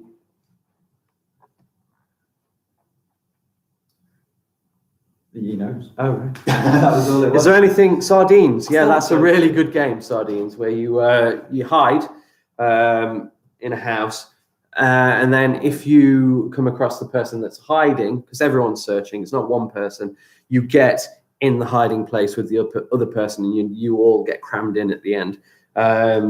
Sardines. It's like hide and seek, except you just join the hider. I don't know if that was what you were asking. It was a sardines question. Game. Oh, it might have been the breakfast item. Ah, That makes sense. yes. It's not a great Not the breakfast game. item, which is very good. Well done, both of you. What do Lots you of amazing do all people day? are saying well done. That Yeah, that's great. to be honest, I feel that we've got such a high count, 72 people. We should have been using this time to do some proper education. Well, like English and maths and, Yeah. and science. So you and can art go and back and you history. can watch all those things. You can. Can we just recap everything that we've done? Can we? Yeah, what have we done? You do that. I'll sit there and I'll nod at you. We have we've done addition, subtraction, yeah, multiplication. Nodding's tiring. Yeah, I didn't think you'd carry on doing that. I had a feeling that any physical exercise. I led the PE yesterday morning. You led me doing the PE. Yeah, I mean, you wouldn't expect. I mean, PE. Yeah, monster designing. Yeah. That was that glacier thing that went down really Yeah, well. that one. Yeah, that was yeah. super. We looked at the world, how things are formed. We've looked at the World War One. We looked at. We did an art lesson. You did space. We looked at time. We did cooking. Yeah. We did mental maths quizzes, which were. Your favourite was mindfulness. Oh, I did not enjoy that mindfulness. Yeah. Why didn't you like That that? really wound me up. I wonder if I get that wound up by mindfulness. You're the opposite. I reckon other children might also. I wonder how mindfulness works with You're the kids. opposite for mindfulness. Yeah. Didn't like that. Mindfulness did a reverse mindfulness. Mindfulness did a reverse mindfulness on me. Yeah, I was pretty stressed. He was by really that, stressed for sure. out. Really stressed out. Yeah, and lots of other things. Right. You loved phonics. Phonics was fantastic. If you want to see me falling into an absolute giggle fit, then watch me watching Mr. Keeling teach phonics. I've never seen anything so ridiculous in my life. You loved the sounds, didn't you? I didn't. Do you want me to make a few sounds? No, I didn't know that's what you did. Yeah, it was a really good lesson. He went through and did all the letters. Different spelling. Yeah, it was fantastic. Same sound. Yeah, I didn't get it. I'm not going to be a phonics teacher. I know that for sure. Banana bread cooking was great. Do you know what? Yeah, We what had were your people favourites? I mean, we're sending- going on and on and on and on and on, and we have been for 24 hours. So. Just kill You're trying to get rid of the time. I know. The last 6 minutes. What was your favourite? What did you enjoy? Phonics was funny. Yeah, it was funny. Mrs. Powell says, fantastic achievement. Thank you. Thank you very much. Phonics was funny, yes. You liked the ghost in the cupboard in the PE hall, which was actually That was terrifying. just some hockey sticks falling over. That was terrifying. You like the cooking, the PE session, and that's because I worked so hard to direct Mr. Jordan in that PE session. Without my direction and me obviously standing behind the camera and working out the whole time with him, he would have never done so well. Didn't enjoy that either. That wasn't a great way to start it. No? Yeah, I think the PE and the mindfulness were my least two. You loved PE. After we got out of that hall, you turned around to me and you said, let's do that for the whole 24 hours. Yeah, I did, didn't I? When Mrs. Duncan knocked on the window, yes, we were terrified. We thought somebody had got onto school property. Liked geography and the World War, sir. Liked your lessons there. Wow. Love the energy and determination you both have. Fantastic. Only 9 minutes. No, 5 minutes. 5 minutes. That's what we have. 5 minutes left. We're not staying for 9. Not doing it. No, there's not a chance. Do you want to say something, sir? You can Oh, yeah. Go on. Yeah. That's even Come better in. than this. There we go. Oh, my We've goodness. rambled enough. We have Yeah. rambled and rambled. Yeah. Kill a hole. That'll be good. you know, this is really terrible. I was about to say, I don't think I've got 5 minutes worth of material. Actually, to say to two people who've been here for 24 hours and have 24 hours worth of material to not have 5 minutes worth of material, I think it's pretty disgusting, to be honest. Probably feels like about that long, I would have thought. 4.6 billion years, not 24 hours. It's a long time to be in a classroom teaching continuously. That is just an incredible achievement, Where's Mr. Jordan gone? He's just on the radio, sir. Okay. I wanted to make a couple of presentations, Mr. Keeling. I kind of waited for you to return a little bit. I have to say, do you want to come here, Mr. Keeling, anyway? Let me bring you into the action. I have to say, like, we were watching this on and off through the day, through the night, different stuff, and I think I have to say my favourite bit was the 3 a.m. rendition of Totally Clips of the Heart. So You caught that, didn't you, sir? You managed to see that. I felt so fortunate that I had caught that. You tuned in at the right moment. That was kind of where the sanity slipped. I we kind of gave way because it was all up until about 9 o'clock. The children were saying karaoke moment, and we staved it off. And then we broke. We broke at 3 o'clock. We found Bonnie Tyler. I think hidden talents that people never knew existed. You know, as teachers, we've got to be mathematicians and scientists and linguists and PE coaches and all of these things. But to know I had such talented singers on my staff, I'll tell you what, that was an absolute revelation to me.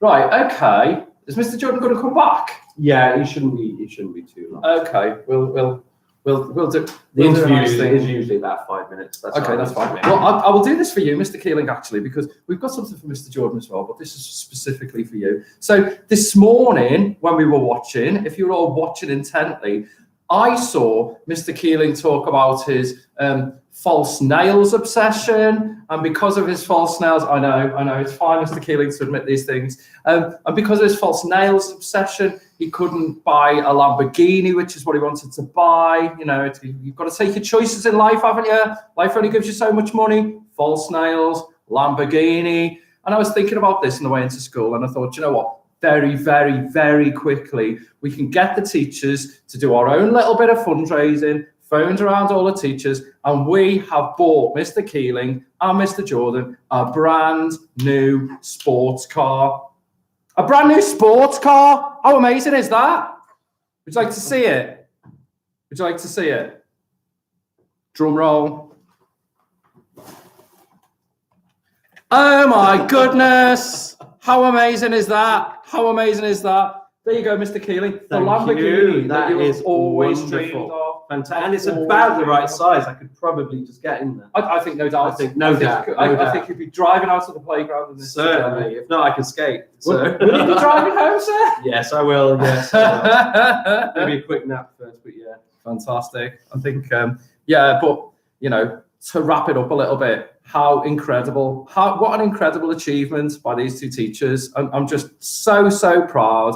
And I think, you know, I want to say, my mom always brought me up with good manners, and she always brought me up to say thank you. So actually, I really want to say thank you, actually, on behalf of all of us, on behalf of all of the staff, all of the children, all of the parents. You know, this is improving lives. It's been a lot of fun. And I said to Mr. Keeling yesterday before he did an interview, you will never forget this. You will never forget this experience. And, you know, as an incredible life experience, that's one thing, and that's amazing. But actually, improving lives is just something else. And you know, that can never, ever be changed. Oh, Mr. Jordan's back. BBC's going to count down for us. Oh, hey. This is so exciting. Thank you so much.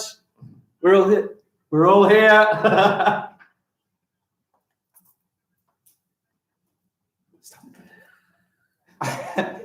Yeah, he wants us doing a full day. Oh yeah, we're with the key worker children today, aren't we?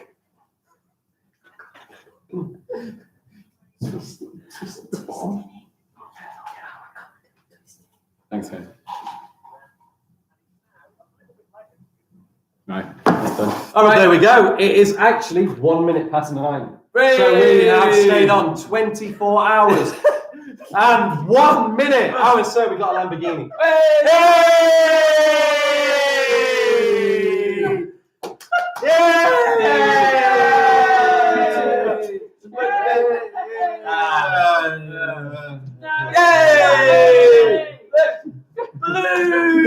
Woo! All right. Should we end it?